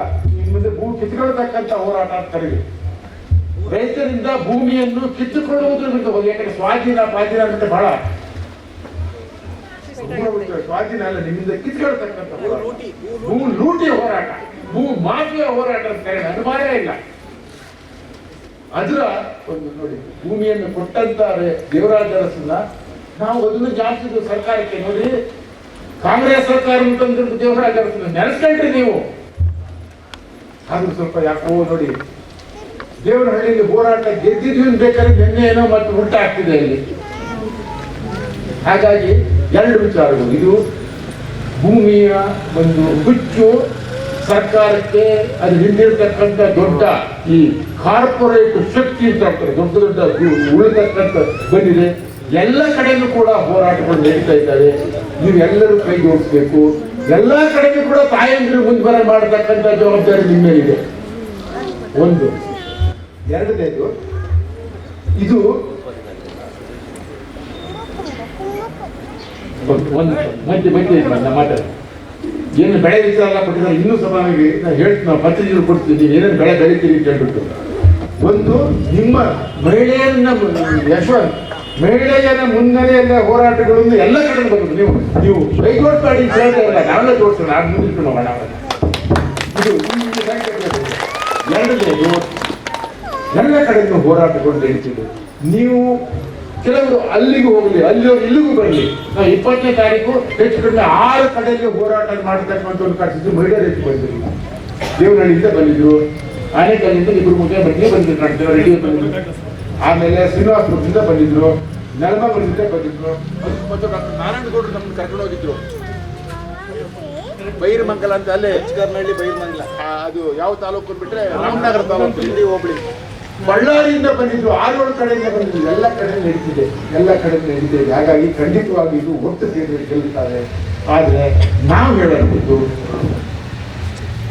ಬರೀ ಹೋರಾಟ ಮಾಡಿದ್ರೆ ಮಾತ್ರ ಸಾಲದು, ಒಂದು ವಿಸ್ತೃತವಾದಂತಹ ಒಂದು ನೀತಿ ಬೇಕು ಅಂತ. ಯಾಕಂದ್ರೆ ಜನತಂತ್ರ ವ್ಯವಸ್ಥೆಯಲ್ಲಿ ಹೋರಾಟಕ್ಕೆ ಅಂತಿಮ ರೂಪ ಬಂದು ಮುಂದುವರಿಬೇಕು. ನಾಳೆ ದಿನ ನೀವು ನಿಮ್ಮ ಭೂಮಿಯಲ್ಲಿ ಉತ್ತಿ ಬಿತ್ತಿ ಬೆಳೆ ತೆಗಿಬೇಕು. ಆ ಮುಟ್ಟಾಳ ಕೆಲಸಕ್ಕೆ ಇನ್ನು ಕೈ ಹಾಕಕೂಡದು. ಅದಕ್ಕೊಂದು ವಿವರವಾದಂತ ನೀತಿ ಬೇಕು. ಆ ನೀತಿಯನ್ನು ಮುಂದುವರೆಗಾಗಬೇಕು. ಅದಕ್ಕೆ ಸಾಕಷ್ಟು ವಿವರಗಳನ್ನೆಲ್ಲ ನಾವು 20ನೇ ತಾರೀಕು ಚರ್ಚೆ ಮಾಡಿದ್ವಿ. ಆ ನೀತಿ ಯಾವ ರೀತಿ ಇರಬೇಕು, ನಿಮ್ಮ ಹೋರಾಟಕ್ಕೆ ನಾವು ಇಲ್ಲಿ ಬರೀ ಬೆಂಬಲ ಕೊಡೋದು ಮಾತ್ರ ನಮ್ಮ ಉದ್ದೇಶ. ಎಲ್ಲ ವಿಚಾರಗಳು ನಮ್ಮ ಜೊತೆಗೆ ಇನ್ನು ಸ್ವಲ್ಪ ನಾವು ಅರ್ಥ ಮಾಡಿಕೊಳ್ತಕ್ಕಂಥ ಹಲವಾರು ಜನ ಗಂಡುಗಳಿದ್ದಾರೆ, ವಿಜ್ಞಾನಿಗಳಿದ್ದಾರೆ, ತಜ್ಞರಿದ್ದಾರೆ, ಲಾಯರ್ಸ್ಗಳಿದ್ದಾರೆ. ನಾವೆಲ್ಲ ಒಟ್ಟು ಸೇರಿ ಒಂದು ಸಮಗ್ರ ನೀತಿ ತರ್ತೀವಿ. ಯಾಕಂದ್ರೆ ನೀತಿ ಬಂದಿದ್ದೆ ಆಗಲಿ ಸರ್ಕಾರ ನೀತಿ ಸುಂದಾಗುತ್ತೆ. ನೀತಿ ಉಂಟಪ್ಪ ಅಂತ ನೀತಿ ಬರದೇ ಇರೋದಿಲ್ಲ. ಹಾಗೆ ಸರಿಯಾದ ನೀತಿಗಳು, ಕಾಯ್ದೆಗಳು ಬರದೇ ಇರೋದ್ರಿಂದ ಆಟ ನಡೀತಾ ಇದ್ದಾರೆ, ಮುಂದಾದ್ರೂ ನಡೀತದೆ. ಅದಕ್ಕೆ ನಾವು ಪ್ರಯತ್ನ ಮಾಡಿ, ನಿಮ್ಮ ಹೋರಾಟ, ನಿಮ್ಮ ಶಕ್ತಿ, ನಿಮ್ಮ ಬಲ, ನಿಮ್ಮ ಕೂಗು ಗಟ್ಟಿಯಾಗಲಿ. ನಾವು ಒಂದು ನೀತಿ ತಂದು ಕರ್ನಾಟಕಕ್ಕೆ ಸಮಗ್ರ ಭೂ ಸ್ವಾಧೀನ ನೀತಿ ಇರ್ತಾರೆ. ಸಮಗ್ರ ಭೂಮಿ ಕಿತ್ಕೊಳ್ಳೋ ನೀತಿ ಇರ್ತದಲ್ಲ, ಭೂ ಸ್ವಾಧೀನ. ಭೂಮಿ ಬೇಕಾಗುತ್ತೆ, ನನಗೆ ಕೈಗಾರಿಕೆ ಬೇಕಾಗ್ತದೆ, ಪಟ್ಟಣಗಳಿಗೆ ಭೂಮಿ ಬೇಕಾಗ್ತದೆ, ಬಹಳಷ್ಟು ಜನಗಳಿಗೆ ಮನೆಗಳಿಲ್ಲ, ಅದು ಬೇಕಾಗ್ತದೆ. ಆದ್ರೆ ಯಾವ ಭೂಮಿ ಬೇಕಾಗ್ತದೆ? ಬೆಂಗಳೂರಲ್ಲಿ ಬೇಕಾಗಿದೆ ಕೈಗಾರಿಕೆಗಳು, ಬೆಂಗಳೂರಲ್ಲಿ ನೀರಾವರಿ ಭೂಮಿ ಬೇಕಾಗಿದೆಯಾ? ಒಂದು ವಿಚಾರವನ್ನು ನಾವು ಸ್ಪಷ್ಟಪಡಿಸಬೇಕು ಅಂತಿದ್ವಿ. ನೀರಾವರಿ ಭೂಮಿ ಮತ್ತು ಫಲವತ್ತಾದ ಭೂಮಿಯನ್ನು ನಾವು ಆಹಾರ ಭದ್ರತೆಯ ವಲಯ ಅಂತ ಘೋಷಣೆ ಮಾಡಬೇಕು ಅಂತ. ಈಗಾಗಲೇ ಡಾಕ್ಟರ್ ಪ್ರಕಾಶ್ ಅವರು ಭಾಳ ಮನ ಮುಟ್ಟುವ ರೀತಿಯಲ್ಲಿ ತಮ್ಮ ಅನಿಸಿಕೆ, ಅಭಿಪ್ರಾಯ, ನಿಮ್ಮ ಜೊತೆ ಇರ್ತೀವಿನ ವಿಚಾರನ ಹೇಳಿದ್ದಾರೆ. ನಾನು ಅದಕ್ಕೆ ಕೈ ಜೋಡಿಸ್ತೀನಿ. ಅವರೇನು ಹೇಳಿದಾರಲ್ಲ, ಆ ಪ್ರತಿಯೊಂದು ಮಾತುಗೂ ನಾವೆಲ್ಲರೂ ಬದ್ಧರಾಗಿರ್ತೀವಿ ಅಂತ ಹೇಳಲಿಕ್ಕೆ ಈ ಸಂದರ್ಭದಲ್ಲಿ ನಾನು ಇಷ್ಟಪಡ್ತೀನಿ. ಈಗ 15 ದಿನದಿಂದ ಹೋದ ಬುಧವಾರ ಏನೋ ಒಂದು ಸಮಗ್ರ ಚರ್ಚೆ ಆಯಿತು. ಬಹುಶಃ ಅದು ಭಾಳ ಅರ್ಥಪೂರ್ಣವಾದಂಥ ಒಂದು ಸಮಾವೇಶ. ಅದು ಭಾಳ ಚೆನ್ನಾಗಿ ಅವತ್ತಿನ ಕಾರ್ಯಕ್ರಮ ಬಂದಂಥ ಪ್ರತಿಯೊಬ್ಬರೂ ಭಾಳ ಅರ್ಥಪೂರ್ಣವಾಗಿ ಮಾತಾಡಿದ್ರು. ಒಂದು ಒಟ್ಟಾರೆ ಅಭಿಪ್ರಾಯ ಏನಂದರೆ, ಡಾಕ್ಟರ್ ಪ್ರಕಾಶ್ ಅವರಿಗೆ ಹೇಳಿದಾಗೆ ಯಾವುದೇ ಕಾರಣದಿಂದ ಫಲವತ್ತಾದ ಕೃಷಿ ಜಮೀನನ್ನು, ನೀರಾವರಿ ಜಮೀನನ್ನು ಈ ಕೃಷಿಯದ ಉದ್ದೇಶಕ್ಕೋಸ್ಕರ ತೆಗೆದುಕೊಳ್ಬಾರ್ದು ಅನ್ನೋ ಒಂದು ದೊಡ್ಡ ಸಂದೇಶ ಆ ಒಂದು ಸಮಾರಂಭದಿಂದ ಹೊರಗಡೆ ಬಂತು. ಹಾಗಾಗಿ ನಿಮ್ಮ ಸುತ್ತಮುತ್ತ ಇರುವಂಥ ಒಂದು ಪ್ರದೇಶ ಅಷ್ಟೊಂದು ಫಲವತ್ತಾದ್ದು. ಇವತ್ತೇನು ಸರ್ಕಾರ ಈ ಒಂದು ಭೂಮಿನ ತೆಗೆದುಕೋಬೇಕು ಅಂತ ಬಂದಿರೋ, ಸ್ವಾಧೀನ ಮಾಡಬೇಕು ಅಂತ ಬಂದಿದೆಯೋ, ಅತ್ಯಂತ ಫಲವತ್ತಾದ ಭೂಮಿ, ಕಣ್ಣಿಗೆ ಒತ್ತಬೇಕು ಮಣ್ಣು, ಅಷ್ಟು ಫಲವತ್ತಾದ ಭೂಮಿ, ಚಿನ್ನದಂಥ ಭೂಮಿ. ಇಂಥ ಒಂದು ಭೂಮಿನ ತೆಗೆದುಕೊಳ್ಳಕ್ಕೆ ಬಂದಿದ್ದಾರೆ ಅಂದರೆ ಇವರಿಗೆ ಸಾಮಾನ್ಯ ತಿಳುವಳಿಕೆ ಇದೆಯೋ ಇಲ್ವೋ ಅನ್ನೋದು ನಮಗೆ ಇನ್ನೂ ಪ್ರಶ್ನೆ ಆಗಿ ನಿಂತಿದೆ. ಯಾಕೆಂದರೆ ಈ ಮನುಷ್ಯ ಭೂಮಿ ಮೇಲೆ ನಿಂತಬೇಕು ಅಂದರೆ ಮೊದಲು ಬೇಕಾಗೋದು ಅನ್ನ, ಅವನಿಗೆ ಬೇಕಾದಂಥ ಬೇರೆ ಹಾಲು, ತರಕಾರಿ, ಹಣ್ಣು ಇವೇನಿಲ್ಲ ಅಂದರೆ ಒಂದಿನ ಇಲ್ಲ ಅಂದರೆ ಊಹೆ ಮಾಡ್ಕೊಳ್ಳಿ ಮನುಷ್ಯನ ಜೀವನ ಯಾವ ರೀತಿ ಆಗ್ಬೋದು ಅಂತ. ಈ 2 ದಿನ ಆದ್ರೆ ಅವರೆಲ್ಲ ಹೋಗ್ಬೇಕಾಗುತ್ತೆ ಭೂಮಿ ಬಿಟ್ಬಿಟ್ಟು. ಅಂತ ಒಂದು ಬಹಳ ಪವಿತ್ರವಾದಂಥ ಉತ್ಪಾದನೆ ಜಮೀನುಗಳನ್ನ ಬೇರೆ ಉದ್ದೇಶಕ್ಕೋಸ್ಕರ ಉಪಯೋಗಿಸ್ತಾರೆ. ಅಂದರೆ ಸಾಮಾನ್ಯ ತಿಳುವಳಿಕೆ ಇದ್ದಂಥ ಜನಗಳು ಈ ತೀರ್ಮಾನ ತೆಗೆದುಕೊಂಡಿದ್ದಾರೆ ಅಂತ ನಮ್ಮ ಮನಸ್ಸಂತೂ ಅನ್ನಿಸ್ತಾ ಇದೆ. ಈಗ ಈ ಊರಿಗೆ ಬರಬೇಕಾದ್ರೆ ನನಗೆ 2 ಕಾರಣಗಳು. ನಾವು ಸುಮಾರು 41 ವರ್ಷ ಚಂದ್ರಾರೆಡ್ಡಿ ಅವರು ಹೇಳ್ತಾ ಇದ್ರು, ಸರ್ ನಾವು ವಿಷಯವಿದ್ದ ಹುಡುಗರಿದ್ದೋ ನೀವು ಬಂದಿದ್ರಿ ಅಂತ ಅಂದ್ಬಿಟ್ಟು. ನನಗೆ ಅವತ್ತು ಬಂದು 21 ದಿನ ನಿಮ್ಮ ಗ್ರಾಮದಲ್ಲಿದ್ದು, ಈ ಒಂದು ಅಂದೇನಹಳ್ಳಿ ಗ್ರಾಮದಲ್ಲಿದ್ದು. ಈ ಗ್ರಾಮದಲ್ಲಿ ನಾವು ನಮ್ಮ ವಿದ್ಯಾರ್ಥಿಗಳು ಫೈನಲ್ ಇಯರ್ ಸ್ಟೂಡೆಂಟ್ಸ್ನ ಕರ್ಕೊಂಡ್ಬಂದು BSc ಅಗ್ರಿನ ನಿಮ್ಮೂರಲ್ಲಿ ಸುಮಾರು ಜನ ಮನೆ ಊಟನೂ ಮಾಡಿದ್ದೀವಿ. ನನಗಿನ್ನೂ ಹಳೆ ನೆನಪುಗಳು. ನಮ್ಮ ವಿದ್ಯಾರ್ಥಿಗಳ ಇರ್ಲಿಕ್ಕೂ ನೀವೆಲ್ಲ ಇಲ್ಲಿ ವ್ಯವಸ್ಥೆನೂ ಮಾಡಿಕೊಟ್ಟಿದ್ರಿ. ಆ ನೆನಪುಗಳು ನಾವು ಯಾವತ್ತೂ ಮರೆಯೋಂಗಿಲ್ಲ. ಅದರಲ್ಲಿ ಇವತ್ತು ಬಂದಿರೋದು ಡಾಕ್ಟರ್ ನಾರಾಯಣ ಸ್ವಾಮಿಯವರು ಅಂತ ಅಂದ್ಬಿಟ್ಟು ಅವರು ನಮ್ಮ ಭಾರತೀಯ ತೋಟಗಾರಿಕೆ ಸಂಸ್ಥೆಯಲ್ಲಿ ಒಬ್ಬ ವಿಜ್ಞಾನಿಯಾಗಿ ನಿವೃತ್ತರಾದರು. ಅವರು ಸಹ ಅಂದರೆ 41 ವರ್ಷ ಆಗಿದೆ ಅಂದರೆ ಊಹೆ ಮಾಡ್ಕೊಳ್ಳಿ. ಅದು ಆ ಸೆಳೆತ ಏನಾಯಿತು, ನನಗೊಂದು ತೆಂಗು ಬೆಳೆಗಾರ ಕಾರ್ಯಕ್ರಮಕ್ಕೆ ಹೋಗಲೇಬೇಕಾಯಿತು. ಅದು ಪೂರ್ವ ದಿವಸದ ಕಾರ್ಯಕ್ರಮ ಆಗಿತ್ತು. ಆದರೂ ಪ್ರಕಾಶ್ ಅವರು ಸರ್ ಅಂದಿನಲ್ಲಿ ಕಾರ್ಯಕ್ರಮ ಇದೆ ಅನೇಕರದು, ತಾವು ಬರಬೇಕು ಅಂತ ಅಂದರು. ಕಾರ್ಯಕ್ರಮ ಮುಂದೂಡಿ ಈ ಕಾರ್ಯಕ್ರಮಕ್ಕೆ ಬಂದು ಇವತ್ತು ನಿಮ್ಮ ಜೊತೆ ಭಾಗವಹಿಸ್ತಾ ಇದ್ದೀನಿ. ನಮ್ಮ ಒಂದು ಕಾಳಜಿ ಇಷ್ಟೇ, ಈ ಫಲವತ್ತಾದ ಭೂಮಿನ ಯಾವುದೇ ಕಾರಣದಿಂದ ಇವತ್ತಿನ ಸರ್ಕಾರ ಅಲ್ಲ, ಮುಂದಿನ ಸರ್ಕಾರ ಬರ್ಬೋದು, ಬರ್ತಾನೆ ಇರ್ತವೆ. ಇವತ್ತೇನಿದೇನೋ ಹೊಸದೇನಲ್ಲ. ಯಾವ ಒಂದು ಸರ್ಕಾರ ಬಂದ್ರೂ ಕೆಲವು ನಿಯಮಗಳ ಏನು ಪಾಲಿಸಿ ಅಂತ ಹೇಳ್ತೀವಲ್ಲ, ಆ ನಿಯಮಗಳು ಯಾವ ರೀತಿ ಇರಬೇಕು ಅಂದರೆ, ಕೃಷಿಗೆ ಯೋಗ್ಯವಾದ ಜಮೀನನ್ನು ಕೃಷಿ ಅಲ್ಲದೆ ಬೇರೆ ಉದ್ದೇಶಕ್ಕೋಸ್ಕರ ಮನೆ ಕಟ್ಟೋದಿರ್ಬೋದು, ಇಂಡಸ್ಟ್ರೀಸ್ ಮಾಡೋದಿರ್ಬೋದು, ಮತ್ತೊಂದು ಮಾಡೋದಿರ್ಬೋದು, ಅದಕ್ಕೋಸ್ಕರ ಯಾವುದೇ ಕಾರಣ ತೆಗೆದುಕೊಳ್ಬಾರ್ದು. ಅದನ್ನು ಕೃಷಿ ಉದ್ದೇಶಕ್ಕೋಸ್ಕರ ಉಳಿಸ್ಬೇಕು. ಇದು ನಮ್ಮ ತಲೆಮಾರಿಗೆ ಅಷ್ಟೇ ಅಲ್ಲ, ಇನ್ನು ಹಲವು ತಲೆಮಾರುಗಳು ಬರ್ತದೆ. ಈಗ ಇಂದಿನ ನಮ್ಮ ತಲೆಮಾರು ಇಲ್ಲಿಯೇ ನೋಡ್ಕೊಂಡು 100 ವರ್ಷದ ತಗೊಂಡ್ರೆ ಯಾರೇ 3-4 ತಲೆಮಾರುಗಳು ಬಂದು ಹೋಗಿದ್ದಾರೆ. ಹೌದಾ? ಹಾಗೇನೆ ಅವ್ರಿಗೆ ನಮ್ಮ ಉಳಿಸ್ಬಿಟ್ಟು ಹೋದ್ರು, ಅದೇ ರೀತಿ ಮುಂದಿನ ಪೀಳಿಗೆಯವರಿಗೆ ನಾವು ಉಳಿಸೋಗೋದು ನಮ್ಮ ಪ್ರತಿಯೊಬ್ಬರು ಜವಾಬ್ದಾರಿ ಇದೆ. ಈ ಒಂದು ಹಿನ್ನೆಲೆಯಲ್ಲಿ ಇವತ್ತೇನು ಭಾಗವಹಿಸ್ತಿದ್ರು ಅದರಲ್ಲೂ ಹೆಚ್ಚಿನ ಸಂಖ್ಯೆಯಲ್ಲಿ ಇಲ್ಲಿ ನಮ್ಮ ತಾಯಂದಿರು ಭಾಗವಹಿಸ್ತಿದ್ದಾರೋ ನನಗೆ ಭಾಳ ಹೆಮ್ಮೆ ಅನಿಸ್ತದೆ. ಯಾಕೆಂತಂದರೆ ನೀವುಗಳು ಮುಂದೆ ಅಂದರೆ ಎಂಥ ಸರ್ಕಾರ ನಡುಗೋಗ್ಬಿಡುತ್ತೆ. ಇದು ಬರೀ ಈ ಒಂದು ಗ್ರಾಮಕ್ಕೆ ಮಾತ್ರ ಸೀಮಿತವಾಗಿದ್ದಲ್ಲ. ಈಗಾಗಲೇ ಡಾಕ್ಟರ್ ಪ್ರಕಾಶ್ ಹೇಳಿದಾಗೆ ಮೊನ್ನೆ 15 ದಿನದ ಕಾರ್ಯಕ್ರಮದಲ್ಲಿ ಸುಮಾರು 6-7 ಬ್ಲಾಕ್ನಿಂದ ರೈತರು ಬಂದಿದ್ದರು, ರೈತ ಮಹಿಳೆಯರು ಬಂದಿದ್ದರು.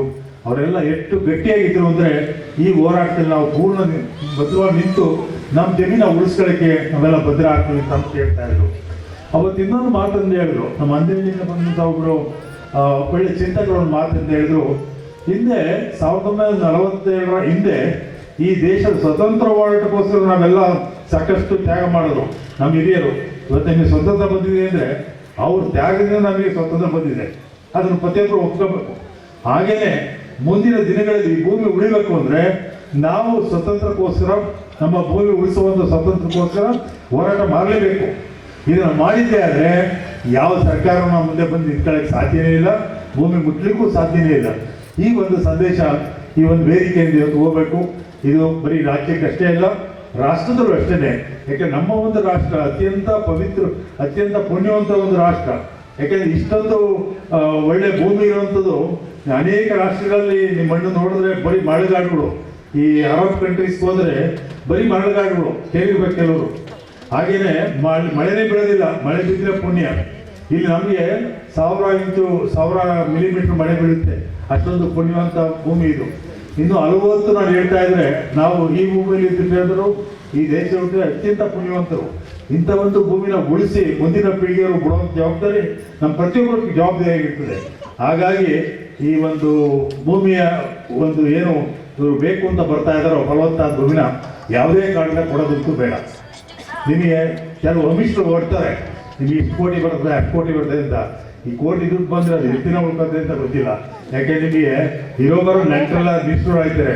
ಈಗ ದುಡ್ಡು ಬಂದ ತಕ್ಷಣ ಏನು ಮಾಡ್ತಾರೆ, ಏನಾದ್ರು ಬಂದು ಕೆಳಕ್ಕಿರ್ತಾರೆ, ಕೊಟ್ಟರೆ ಒಂಥರ, ಕೊಡದೇ ಇದ್ರೆ ನಿಮಗೆ ಸಂಪಾದನೆ ಬೇಡ ಅನ್ನೋ ಮಟ್ಟಕ್ಕೆ ಹೋಗ್ತಾರೆ. ನಾವು ಆ ಕಡೆಯಿಂದ ಈ ಕಡೆ ಬರಬೇಕಾದ್ರೆ ಸುಮಾರು 3 ಗಂಟೆ ಆಯಿತು. ನಮ್ಮ GKVT ಕಡೆಯಿಂದ ಈ ಕಡೆ ಬರಬೇಕಾದ್ರೆ 3 ಗಂಟೆ ಆಯಿತು. ಇದು ಈ ಒಂದು 10-15 ವರ್ಷದಲ್ಲಿ ಆದಂಥ ಬೆಳವಣಿಗೆ. ಬಹುಶಃ ನಾನು ಹೇಳ್ತಾ ಇದ್ದೆ ಪ್ರಕಾಶ್ ಅವರಿಗೆ, ನಾವೇನಾದ್ರೂ ಮುಂದಿನ 10 ವರ್ಷಕ್ಕೆ ಈ ಕಡೆ ಬರಬೇಕು ಅಂದರೆ 5 ಗಂಟೆ ಆಗಬೇಕಾಗುತ್ತೆ ಅಂತ ಹೇಳ್ತಿದ್ದೆ. ಎಲ್ಲಿಯವರೆಗೆ ಹೋರಾಟ? ಬರಬೇಕಾದ್ರೆ ಈ ಧ್ವನಿ ಕೇಳಿ ಇಷ್ಟು ಖುಷಿ ಆಯಿತು, ಹಾಗೆ ಆಶ್ಚರ್ಯನೂ ಆಯಿತು. ಇಷ್ಟೊಂದು ಹೆಂಗಸರು ಮುಂದೆ ಬಂದು ನಮ್ಮ ಭೂಮಿನ ನಾವು ಉಳಿಸ್ಕೊಳ್ತೀವಿ ಅಂತ ಹಠ ತೊಟ್ಟಿದ್ದಾರೆ ಅನ್ನೋದು ಸಂತೋಷದ ವಿಷಯ. ಮೊತ್ತ ಮೊದಲಾಗಿ ಎಲ್ರಿಗೂ ನಮಸ್ತೆ. ಈ ನಿರ್ಧಾರಕ್ಕೆ ಈಗಷ್ಟೇ ನೋಡ್ತಾ ಇದ್ದೆ, ಹಿಂದೆ ಕೂತವರು ತಲೆ ಮೇಲೆ ಮಳೆ ಬರ್ತಾ ಇದೆ, ತಲೆ ಮೇಲೆ ಕುರ್ಚಿ ಇಟ್ಕೊಂಡು ಕೂತಿದ್ರೆ ಹೊರತು ಎದ್ದು ಹೋಗಲಿಲ್ಲ. ಇದು ಮಹಿಳೆ ಅಂದರೆ ನಮಗೆ ಹಣ ಇವಾಗಲೇ ಬೇಕು ಅಂತಲ್ಲ, ಹಣ ಬೇಕು. ಆದರೆ ಹಣ ಬರೀ ನನಗೇನಾ ಅಲ್ಲ, ನನ್ನ ಮಕ್ಕಳಿಗೆ ಬೇಕು, ಮೊಮ್ಮಕ್ಕಳಿಗೆ ಬೇಕು, ಮುಂದಿನ ತಲೆಮಾರಿಗೆ ಬೇಕು, ಅದ್ರ ಮುಂದೆ ಬೇಕು. ಬರೀ ನನಗಷ್ಟೇ ಅಲ್ಲ, ನನ್ನ ಸುತ್ತಲಿನವ್ರಿಗೂ ಬೇಕು. ಇದು ಮಹಿಳೆಯರ ಆಶಯ. ಎಂಥ ಕಷ್ಟದಲ್ಲೂ ತಲೆ ಮೇಲೆ ಕುರ್ಚಿನಾದರೂ ಹೊತ್ಕೊಳ್ತೀವಿ, ಪ್ರಪಂಚನೇ ಆದರೂ ಹೊತ್ಕೊಳ್ತೀವಿ, ಕಷ್ಟನಾದರೂ ಹೊತ್ಕೊಳ್ತೀವಿ. ಆದರೆ ಎಲ್ರಿಗೂ ಒಳ್ಳೆಯದಾಗಲಿ ಅನ್ನುವ ಆಶಯನ ಬಿಟ್ಟು ಕೊಡಲ್ಲ. ಇದು ನಿಮ್ಮ ನಿರ್ಧಾರ. ನಿಮ್ಮ ನಿರ್ಧಾರ ಗಟ್ಟಿಯಾಗಿರಲಿ, ನಿಜವಾಗ್ಲೂ ಶಕ್ತಿ ಬರಲಿ ಅನ್ನೋದು ಆಶಯ. ನಾನು 3 ವಿಷಯ ಹೇಳ್ತೀನಿ. ಒಂದು, ಡಾಕ್ಟರ್ ನಾರಾಯಣ್ ಗೌಡರು ಹೇಳಿದರು 1984ರ ಕೃಷಿ ಕ್ಯಾಂಪ್. ಆವಾಗ ನಾನು ವಿದ್ಯಾರ್ಥಿನಿ. ಇದೇ ಚಂದಾಪುರ ಗ್ರಾಮದಲ್ಲಿ ನಾನು ಉಳಿದಿದ್ದೆ. 1985ಅಲ್ಲಿ ನಾನು ಸ್ಟೇಟ್ ಡಿಪಾರ್ಟ್ಮೆಂಟ್ ಆಫ್ ಅಗ್ರಿಕಲ್ಚರಲ್ಲಿ ಮಹಿಳಾ ಕೃಷಿ ಅಧಿಕಾರಿ ಅಂತ ಸೇರಿಕೊಂಡೆ. ಅವಾಗೇನು ಅಂದರೆ ಮಹಿಳೆಯರನ್ನೆಲ್ಲ ತರಬೇಕು, ಮಹಿಳೆಯರು ಕೃಷಿ ಮಾಡೋರು ಅವ್ರಿಗೆ ಹೇಳ್ಕೊಡ್ಬೇಕು ಅಂತ, ಇದು ಒಂದು ಜ್ಞಾನ ಬರಬೇಕು ಅಂತ ಹೇಳ್ಕೊಂಡು ಸುಮಾರು ಟ್ರೈನಿಂಗ್ ಮಾಡಿದ್ವಿ. ಹೂ ಬೆಳೆಸಿ ಅಂತಾರಾಷ್ಟ್ರೀಯ ಹಣ ತರಬೇಕು, ಎಕ್ಸ್ಪೋರ್ಟ್ ಮಾಡಬೇಕು, ದುಡ್ಡು ಬರಬೇಕು. ಈಗ ಹಸಿರು ತೋಟ ಹಸಿರು ಮನೆಯ ಅಧ್ಯಕ್ಷರು ಕೂಡ ಬಂದಿದ್ದಾರೆ. ಇದನ್ನು ತರಬೇಕು ಅಂತ ಅವಾಗ ಆ ಟಾರ್ಗೆಟ್. ಸೊ 3 ಡಿಫ್ರೆಂಟ್ ಟಾರ್ಗೆಟ್ ಅನ್ನೋದಲ್ಲಿ ನಾನು ವರ್ಕ್ ಮಾಡಿದ್ದೀನಿ. ಪ್ರತಿಯೊಂದರಲ್ಲೂ ನಾವು ನೋಡಿದ್ದೇನು ಅಂದರೆ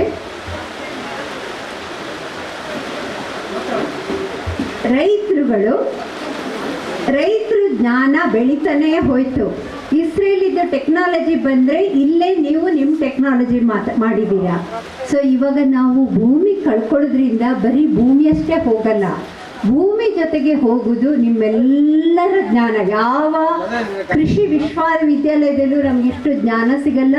ನೀವು ಬೆಳೆಸರಿಂದ ಬಂದಿರುವಂಥ ಈ ಜ್ಞಾನ ಕೂಡ ಉಳಿಬೇಕು. ನೀವು ಪ್ರತಿಯೊಬ್ಬರು ಕೆಲಸ ಮಾಡಿದ್ದೀರಾ, ಪ್ರತಿಯೊಬ್ಬರು ಪ್ರತಿ ಸಮಯದಲ್ಲೂ ಹೊಸ ಹೊಸ ವಿಷಯ ಹುಡುಕಿದ್ದೀರಾ. ಇದು ಉಳಿಬೇಕು ಅಂದರೆ ನಿಮ್ಮ ಭೂಮಿ ಉಳಿಬೇಕು, ನೀವುಗಳಿರಬೇಕು. ನೀವು ಪ್ರತಿ ಸಲ ಇವಾಗ ಬರೀ ನೀವು ನಿಮಗೆ ಬೇಕಾದಷ್ಟೇ ಬೆಳೆಸ್ತಾ ಇಲ್ಲ, ಹೂವಿನ ಬೆಳೆಯನ್ನು ಮಾರಾಟ ಮಾಡಿ ನೀವು ಇಷ್ಟೆಲ್ಲ ಹೂವಿದೆ ಅಂದರೆ ಎಕ್ಸ್ಪೋರ್ಟ್ ಮಾಡಿ ಆ ದುಡ್ಡನ್ನು ಮಾಡಿದ್ದೀರಾ, ಲಾಭವನ್ನು ತಗೊಂಡಿದ್ದೀರಾ. ಅದೇ ದುಡ್ಡು ಬಂದು ಕೊನೆಗೆ ಮಾಡೋದೇನು ನೀವು? ಅದನ್ನು ಇನ್ನೆಲ್ಲ ಇನ್ವೆಸ್ಟ್ ಮಾಡಿ ದುಡ್ಡು ಬರ್ಬೇಕು ತಾನೆ. ನೀವು ಏನೋ ಇಲ್ಲದೆ ನಿಮಗೆ ದುಡ್ಡು ಬರ್ತಾ ಇದೆ, ಇನ್ನೇನು ದುಡ್ಡು ಬರಬೇಕಾಗಿದೆ, ಮುಂದೂ ಉಳಿತದೆ. ಅವ್ರ ಮಗುನ ಎತ್ಕೊಂಡಾದ್ರು ಮಗುನ ಉಳಿಸೋರು, ತಲೆ ಮೇಲೆ ಎತ್ಕೊಂಡಿರುವ ಅಜ್ಜಿ ಮೊಮ್ಮಕ್ಕಳವರೆಗೂ ಉಳಿಸ್ಕೊಳ್ತಾರೆ. ಈ ಥರ ಕ್ಲೈಮೇಟ್ ಚೇಂಜು, ಈ ಥರ ಮಳೆ ತಪ್ಪಬೇಕಂದ್ರೆ ಭೂಮಿಲೆಲ್ಲ ಕಡೆ ಬರೀ ಕೈಗಾರಿಕೆ ಬಿಲ್ಡಿಂಗ್ಗಳು ಬಂದರೆ ಆಗಲ್ಲ. ಭೂಮಿನೂ ಉಳಿಬೇಕು, ಜ್ಞಾನನೂ ಉಳಿಬೇಕು. ನಿಮಗೆಲ್ರಿಗೂ ನಿಮ್ಮ ಪ್ರಯತ್ನ, ನಿಮ್ಮ ಹೋರಾಟ ಯಶಸ್ವಿಯಾಗಲಿ ಅನ್ನೋದು ನಮ್ಮ ಹಾರೈಕೆ. ಆತ್ಮೀಯ ಬಂಧುಗಳೇ, IIHR ಸಂಸ್ಥೆಯಿಂದ ಬಂದಂತವನು. ನಾವು ರಿಟೈರ್ಡ್ ಆಗಿ, ನಾನು ತೇಜಸ್ವಿನವರು ಒಂದು 2 ವರ್ಷದಿಂದ ಪ್ರಧಾನ ವಿಜ್ಞಾನಿಯಾಗಿ ರಿಟೈರ್ಡ್ ಆಗಿ ಮನೆಯಲ್ಲಿರುವಂಥವ್ರು. ಆದರೆ ಯಾವ ಅವಿನಾಭಾವ ಸಂಬಂಧನೋ ಏನೋ ನನಗೆ ಗೊತ್ತಿಲ್ಲ, ರೈತನ ಮಗ ಆಗಿರ್ಬೋದು. ನಾನು ದೊಡ್ಡಬಳ್ಳಾಪುರದವನು, ಮೆಳೆಕೋಟೆಯವನು. ಚನ್ನರಾಯಪಟ್ಟಣದಲ್ಲಿ ಲ್ಯಾಂಡ್ ಏನು ನಮ್ಮ ಇದೇನು ಆಯ್ತಲ್ಲ, ಅದರಲ್ಲಿ ನನ್ನ ಸಂಬಂಧಿಗಳೇ ಜಾಸ್ತಿ. ಕೊಣಘಟ್ಟ, ಕೋಡಿಹಳ್ಳಿ, ಈಗಾಗಲೇ ನಮ್ಮ ನೆಂಟರುಗಳದ್ದು ಸಂಬಂಧಿಗಳೆಲ್ಲ ರಕ್ತ ಸಂಬಂಧಿಗಳು ಜಾಸ್ತಿ ಇದ್ದಾರೆ ಅಲ್ಲಿ. ಈಗಾಗಲೇ ಲ್ಯಾಂಡ್ ಅಕ್ವೈರ್ ಮಾಡಿಕೊಂಡು KIDBನಲ್ಲಿ ಫ್ಯಾಮಿಲಿಗಳಲ್ಲಿ ಇರ್ತಕ್ಕಂಥ ರಾಜಕೀಯ ಏನಾಗ್ತಾ ಇದೆ, ಅಣ್ಣ ತಮ್ಮಂದಿರು ಕೋಟಿಗಳು ಇರಬಹುದು ಮನೆಗಳಲ್ಲಿ.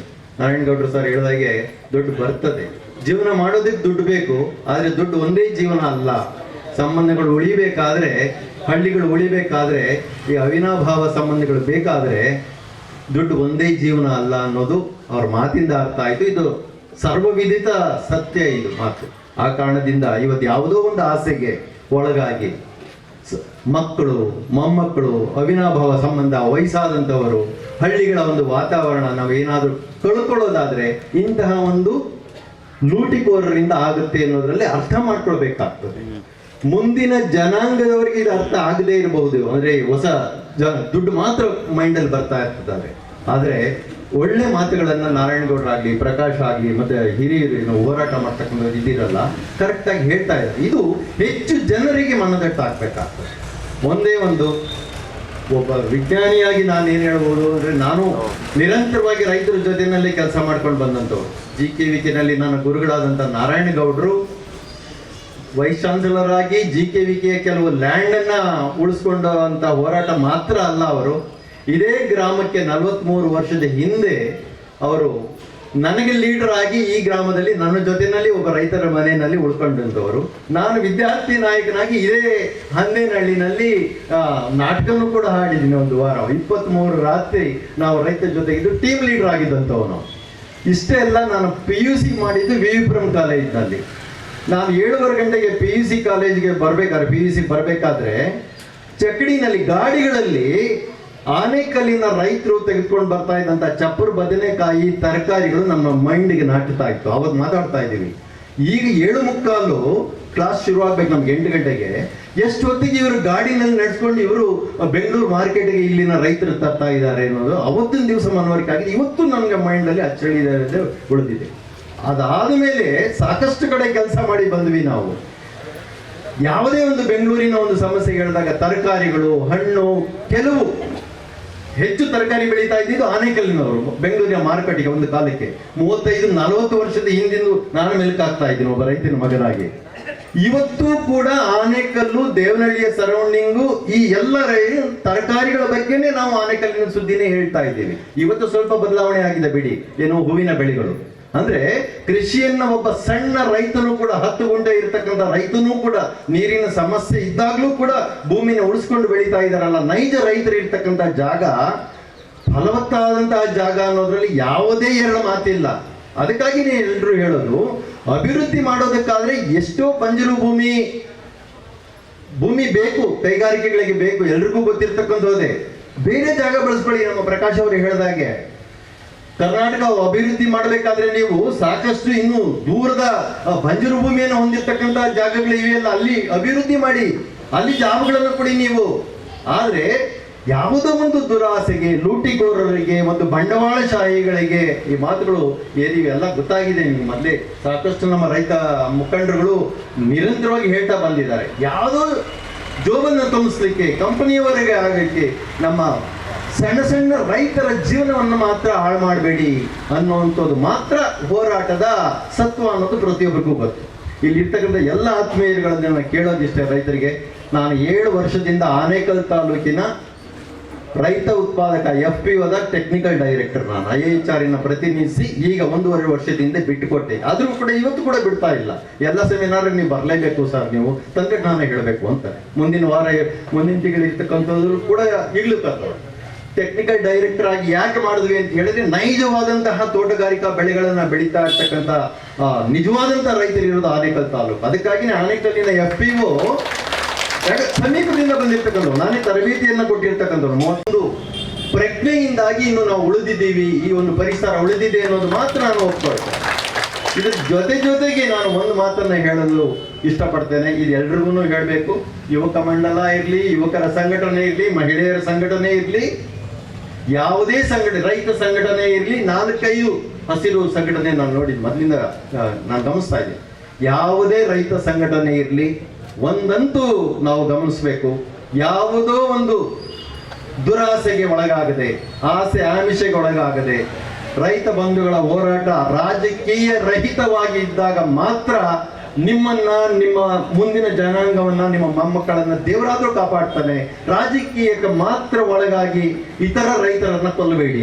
ಎಲ್ಲ ಮಾನ್ಯರು, ವಿಜ್ಞಾನಿಗಳಾಗೋದು, ಉಪಕುಲಪತಿಗಳಾಗೋದು, ಎಲ್ಲ ಹೋರಾಟ ಸಮಿತಿಯ ಎಲ್ಲ ನಿರ್ದೇಶಕರು, ಉಪಾಧ್ಯಕ್ಷರು ಎಲ್ಲರಿಗೂ ನಾನು ಮೊದಲಾಗಿ ವಂದಿಸ್ತೀನಿ. ಹಾಗೆಯೇ ಇಲ್ಲಿ ನಡೆದಿರ್ತಕ್ಕಂಥ ನಮ್ಮ ರೈತ ಬಾಂಧವರು, 11 ಗ್ರಾಮದ ರೈತ ಬಾಂಧವರಲ್ಲಿ, ಆಮೇಲೆ ನಮ್ಮ ಅಕ್ಕ ತಂಗಿಯರು ತಾಯಿಯರಲ್ಲಿ ಕೂಡ ನಾನು ಮನೆ ಮಾಡ್ಕೊಳ್ತಾ ಇದ್ದೀನಿ. ಏನು ಭೂ ಸ್ವಾಧೀನ ಹೋರಾಟಗಾರ ಸಮಿತಿ ಏನು ಒಂದು ದಿನೇ ಕಾಲಕ್ರಮೇಣ ದಿನದ ದಿನಕ್ಕೆ ಈಗ 56ನೇ ದಿನ ಮುಂದುವರೆದಿದೆ, ಇನ್ನೂ ಹೆಚ್ಚಿಗೆ ಆಗಿದೆ. ಇಂಥ ದಿನಗಳಲ್ಲಿ ನಮ್ಮ ತಾಯಂದಿರು ಸಮೇತ ಮನೆ ಮಠವನ್ನು ತೊರೆದು ಇವತ್ತು ಈ ಹೋರಾಟಗಳಲ್ಲಿ ದುಡಿದು ತಮ್ಮ ಭೂಮಿ ನಮ್ಮ ಒಂದು ಹೋರಾಟದಲ್ಲಿ ಎಲ್ಲ ಸಕ್ರಿಯವಾಗಿ ಭಾಗವಹಿಸ್ತಾ ಇದ್ದೀರಾ. ನಾನಿಲ್ಲಿ ಇರತಕ್ಕಂಥ ಮಾನ್ಯರು ಮತ್ತು ವಿಜ್ಞಾನಿಗಳಲ್ಲಿ, ಉಪಕುಲಪತಿಗಳಲ್ಲಿ ನಾನು ಒಂದು ಆನೇಕಲ್ನ ಮಹತ್ವ ಏನು ಅನ್ನೋದನ್ನ ಒಂದು 4 ಮಾತುಗಳಲ್ಲಿ ನಾನು ತಿಳಿಯಪಡಿಸ್ತೇನೆ. ಏನು ಈಗ ಆಧುನಿಕ ತಂತ್ರಜ್ಞಾನವನ್ನು ಬೆಳೆಸ್ಕೊಂಡು ನಾವು ಹಸಿರು ಮನೆಗಳನ್ನು ಏನು ಉಪಯೋಗಿಸ್ಕೊಂಡು ಉತ್ತಮವಾದಂಥ ತರಕಾರಿಗಳಾಗ್ಬೋದು, ಉತ್ಕೃಷ್ಟವಾದ ಹೂವುಗಳನ್ನು ಮಾಡಿ ನಮ್ಮ ಆನೇಕಲ್ ತಾಲೂಕಿನ ಏನು ಮಿನಿ ಐಲ್ಯಾಂಡ್ ಅಂತ ಹೇಳ್ಬಿಟ್ಟು ಇವತ್ತು ನಮ್ಮ ಆನೇಕಲ್ನ ಕರಿಯಂಥ ಒಂದು ವಾತಾವರಣವನ್ನು ಸೃಷ್ಟಿಯಾಗಿದೆ. ತರಕಾರಿಗಳಾಗ್ಬೋದು, ಇತರೆ ವಸ್ತುಗಳು. ಇನ್ನೊಂದು ಮುಖ್ಯವಾಗಿ ಇಲ್ಲಿ ರೇಷ್ಮೆ ಕೃಷಿ ಬಹಳ ಪ್ರಬಲವಾಗಿ ಇಲ್ಲಿ ಅಂದೇನಹಳ್ಳಿಯಲ್ಲಿ ಆ ಕಾಲದಿಂದ ಈ ಕಾಲದಿಂದ ನಾನು ರೇಷ್ಮೆ ಬೆಳೆದಂಥ ರೈತನೇ.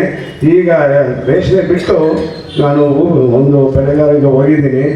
ಯಾವ ಜಪಾನು ಮತ್ತು ಚೀನಾ ಅವರು ಏನು ಒಂದು ಬೆಳೀತಾರಲ್ಲ ಅದಕ್ಕಿಂತ ಉತ್ತಮ ಗುಣಮಟ್ಟದ ನಮ್ದೇನು ಆನೇಕಲ್ ತಾಲೂಕು ಕಮ್ಮಿ ಇಲ್ಲ.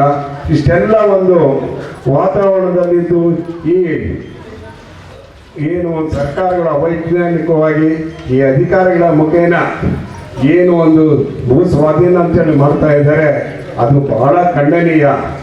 ಏನು ಗುಡ್ಡಗಾಡುಗಳಿದ್ದಾವೆ ಅಂತ ಕಡೆ ಎಲ್ಲ ಹೋಗಿ ಏನೋ ಒಂದು ಪ್ರದೇಶಗಳಲ್ಲಿ ಅವರು ಒಂದು ಮಾಡದೆ ಇಲ್ಲಿ ಕೈಗಾರಿಕೋದ್ಯಮ ಮೂಲಕ ಒಂದು ಕೆಂಪು ಹಾಸಿಗೆಯನ್ನು ಹಾಸಿ ಅವನ್ನ ಕರೆದು ನಮ್ಮನ್ನು ಒಕ್ಕಲಿಪಿಸಂಥ ಕೆಲಸನ ಇಲ್ಲಿ ಕೈ ಬಿಡಬೇಕು.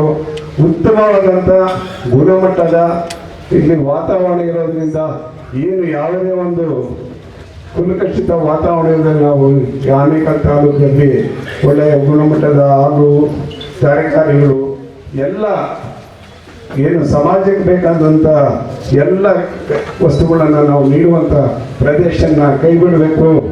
ಇದು ಏನು ಇವರು ಹೇಳ್ದಂಗೆ ಏನು ಆಹಾರ ಫುಡ್ ಪೊಟೇಟಿವ್ ಫುಡ್ ಸೆಕ್ಯೂರಿಟಿ ಅನ್ನೋ ಒಂದು ಝೋನ್ ಅಂತ ಇಂಗ್ಲೀಷಲ್ಲಿ ಹೇಳ್ತಾರೆ. ಅದು ಆಹಾರ ಭದ್ರತಾ ಕಾಯ್ದೆ ಅನ್ವಯ ಈ ನಮ್ಮ ತಾಲೂಕನ್ನ ಒಂದು ನಿಗದಿ ಮಾಡಿಸ್ಬೇಕು ಅನ್ನೋ ಒಂದು ಬೇಡಿಕೆಯನ್ನು ಹೇಳ್ತಾ ತಮ್ಮೆಲ್ಲರಿಗೂ ನಾವು ಇನ್ನೊಂದು ಕಳಕಳಿಯ ಮಾತನ್ನು ಹೇಳ್ತೀನಿ. ನಾವು ಕೂಡ ರೈತರಾಗಿರೋದ್ರಿಂದ ನಮ್ಮ ತಾಲೂಕಿನ ಎಲ್ಲ ರೈತ ಬಾಂಧವರು ನಿಮ್ಮ ಜೊತೆ ನಾವು ಇದ್ದು ನಿಮ್ಮ ನಿಲುವಿಗೆ ನಾವು ಬದ್ಧರಾಗಿರ್ತೇವೆ ಅಂತೇಳಿ ನನ್ನ ಮಾತುಗಳು. ವೇದಿಕೆ ಮೇಲೆ ನೆರೆದಿರ್ತಕ್ಕಂಥ ಎಲ್ಲ ನಮ್ಮ ಹಿರಿಯ ವಿಜ್ಞಾನಿಗಳು ಮತ್ತೆ ನಮ್ಮ ಎಲ್ಲ ಹಿರಿಯ ಮುಖಂಡರು, ಅಧ್ಯಕ್ಷರು, ಉಪಾಧ್ಯಕ್ಷರು, ನಮ್ಮೂರಿನ ಚಂದ್ರಣ್ಣನವರು, ಮತ್ತೆ ನಮ್ಮ ಕಾರ್ಯದರ್ಶಿಗಳು ಮಧು ಅವರು, ಮತ್ತೆ ನಮ್ಮೂರಿನ ರೈತರು, ಮತ್ತೆ ಎಲ್ಲ ಊರಿನ ರೈತರು, ಮೇನ್ ಆಗಿ ನಮ್ಮ ಮಹಿಳೆಯರು, ಎಲ್ಲರಿಗೂ ತುಂಬಾ ಧನ್ಯವಾದ. ನನ್ನ ಎಲ್ಲರಿಗೂ ಗೊತ್ತಿರುತ್ತೆ ಮನುಜ ಅಂತ. ಇದೇ ಊರು, ನಾವು ಮಾಡೋದು ಕೃಷಿನೇ. ನಮ್ಮ ಮಾವನ ಕಾಲದಿಂದಲೂ ನಾವು ರೇಷ್ಮೆ ಬೆಳೀತಾ ಇದ್ವಿ. ಈಗಷ್ಟೇ ನಾವು ಗ್ರೀನ್ ಹೌಸ್ ಅಂತ ಹಸಿರು ಮನೆ ಮತ್ತೆ ಅದು ಹೂ ಮಾತ್ರ ಬೆಳೀತಾ ಇದ್ದೀವಿ. ತರಕಾರಿ ಎಲ್ಲ ಹೂ ಬೆಳೀತಾ ಇದ್ದೀವಿ. ಎಲ್ಲಾರ್ಗೂ ಗೊತ್ತಿರೋದೆ ಅಲ್ವಾ ಈಗ ಆನೇಕಲ್ ತಾಲೂಕಲ್ಲಿ ಏನ್ ನಡೀತಾ ಇದೆ ಸದ್ಯದ ಪರಿಸ್ಥಿತಿ. ನಮ್ಮ ಮಕ್ಕಳಿಗೂ ಗೊತ್ತು, ಚಿಕ್ಕ ಮಕ್ಕಳಿಗೂ ಗೊತ್ತು. ನಮ್ಮ ಅಪ್ಪ ಅಮ್ಮ ಯಾಕೆ ಈ ತರ ಡೈಲಿ ಟೆನ್ಷನ್ ತಗೊಳ್ತಾ ಇದಾರೆ, ಏನ್ ಮಾಡ್ತಾ ಇದಾರೆ, ಎಲ್ಲಿ ಹೋಗ್ತಾ ಇದಾರೆ, ಯಾಕೆ ಹೀಗ್ ಮಾಡ್ತಾ ಇದ್ದಾರೆ ಅಂತ ನನ್ನ ಮಗಳನ್ನ ಕೇಳಿದ್ರು ಹೇಳ್ತಾ ಇದಾರೆ. ಚಿಕ್ಕ ಮಕ್ಕಳಿಂದ ಹೆಂಗಸರನ್ನ ಮನೆಯಿಂದ ಬೀದಿಗೆ ಬರೋವಾಗ ಮಾಡಿರೋದು ನಮ್ ಸರ್ಕಾರಕ್ಕೆಲ್ಲ ಗೊತ್ತಿರುತ್ತೆ. ಈ ಭೂಮಿ ಫಲವತ್ತತೆಯಿಂದ ಕೂಡಿದೆ. ಇಲ್ಲಿ ಅತಿ ಹೆಚ್ಚು ಬೆಲೆ ಬಾಳೋ ಭೂಮಿಗಳಿದೆ. ಇಲ್ಲಿ ನಮಗ್ ಬಿಸ್ನೆಸ್ ಚೆನ್ನಾಗಾಗುತ್ತೆ. ಆಸೆ ಆಮಿಷ ಹಣದ ಆಸೆ ತೋರ್ಸಿದ್ರೆ ಕೊಟ್ಬಿಡ್ತಾರೆ ಅಂತ ಅನ್ಕೊಂಡಿರ್ತಾರೆ. ಆದ್ರೆ ಅವ್ರಿಗೆ ಗೊತ್ತಿಲ್ಲ, ಅವ್ರಿಗಿಂತ ನಾವು ಬುದ್ಧಿವಂತರು. ಆ ಕಾಲದಿಂದ ನಮ್ಮ ತಾತ ಮುತ್ತಾತಂದ್ರ ಕಾಲದಿಂದ ನಾವು ಕೃಷಿ ಮಾಡ್ಕೊಂಡೇ ಬಂದಿದೀವಿ. ಎಲ್ಲಾ ಬೆಳೆಗಳು ಬೆಳೆದಿದ್ದೀವಿ. ನಾವು ನೋಡಿದಾಗ ಎಲ್ಲಾ ಬೆಳೆಗಳು ಬೆಳೆದಿದ್ದೀವಿ. ಇವತ್ತಿನ ದಿನ ಬರೀ ತೋಟಗಾರಿಕೆ ರೇಷ್ಮೆ ಅಂತಲ್ಲ, ಈ ಹಸಿರು ಮನೆ ಹಾಕೋದಕ್ಕೆ ನಾವು ಎಷ್ಟು ಇನ್ವೆಸ್ಟ್ಮೆಂಟ್ ಮಾಡಿರ್ತೀವಿ. ಸುಮಾರು 1 ಎಕರೆಗೆ 45 ಲಕ್ಷ ಮಾಡಿರ್ತೀವಿ. ಅದರಲ್ಲಿ ಈಗ ನಾವು ಮಾಡ್ಬೇಕು ಅಂದ್ರೆ ಮೊದಲು ನಾವು ಲೋನ್ ಮಾಡ್ಬೇಕು ಅಂದ್ರೆ ಸರ್ಕಾರದವರೇ ಕೊಡ್ತಾ ಇದ್ದಾರೆ, ಸಬ್ಸಿಡಿನೂ ಅವರೇ ಕೊಡ್ತಾ ಇದ್ದಾರೆ, ಪ್ರೋತ್ಸಾಹ ಧನ ಅಂತಾನು ಕೊಡ್ತಾ ಇದ್ದಾರೆ. ಎಲ್ಲ ಅವರೇ ಕೊಟ್ಟು ಎಲ್ಲ ಅವರೇ ಮಾಡಿ ಮತ್ತೆ ನಮ್ಮ ಹತ್ರ ನಿಮ್ ಭೂಮಿ ಬರಡು ಭೂಮಿ ಅಂತ ಯಾವ್ದೋ ಒಂದು ಕಾಯ್ದೆ ಅಡಿ ತಗೊಳಕ್ ಪ್ರಯತ್ನ ಮಾಡ್ತಾ ಇದ್ದಾರೆ. ನಾವು ಅದನ್ನ ಬಿಟ್ಕೊಳಕ್ ರೆಡಿ ಇಲ್ಲ.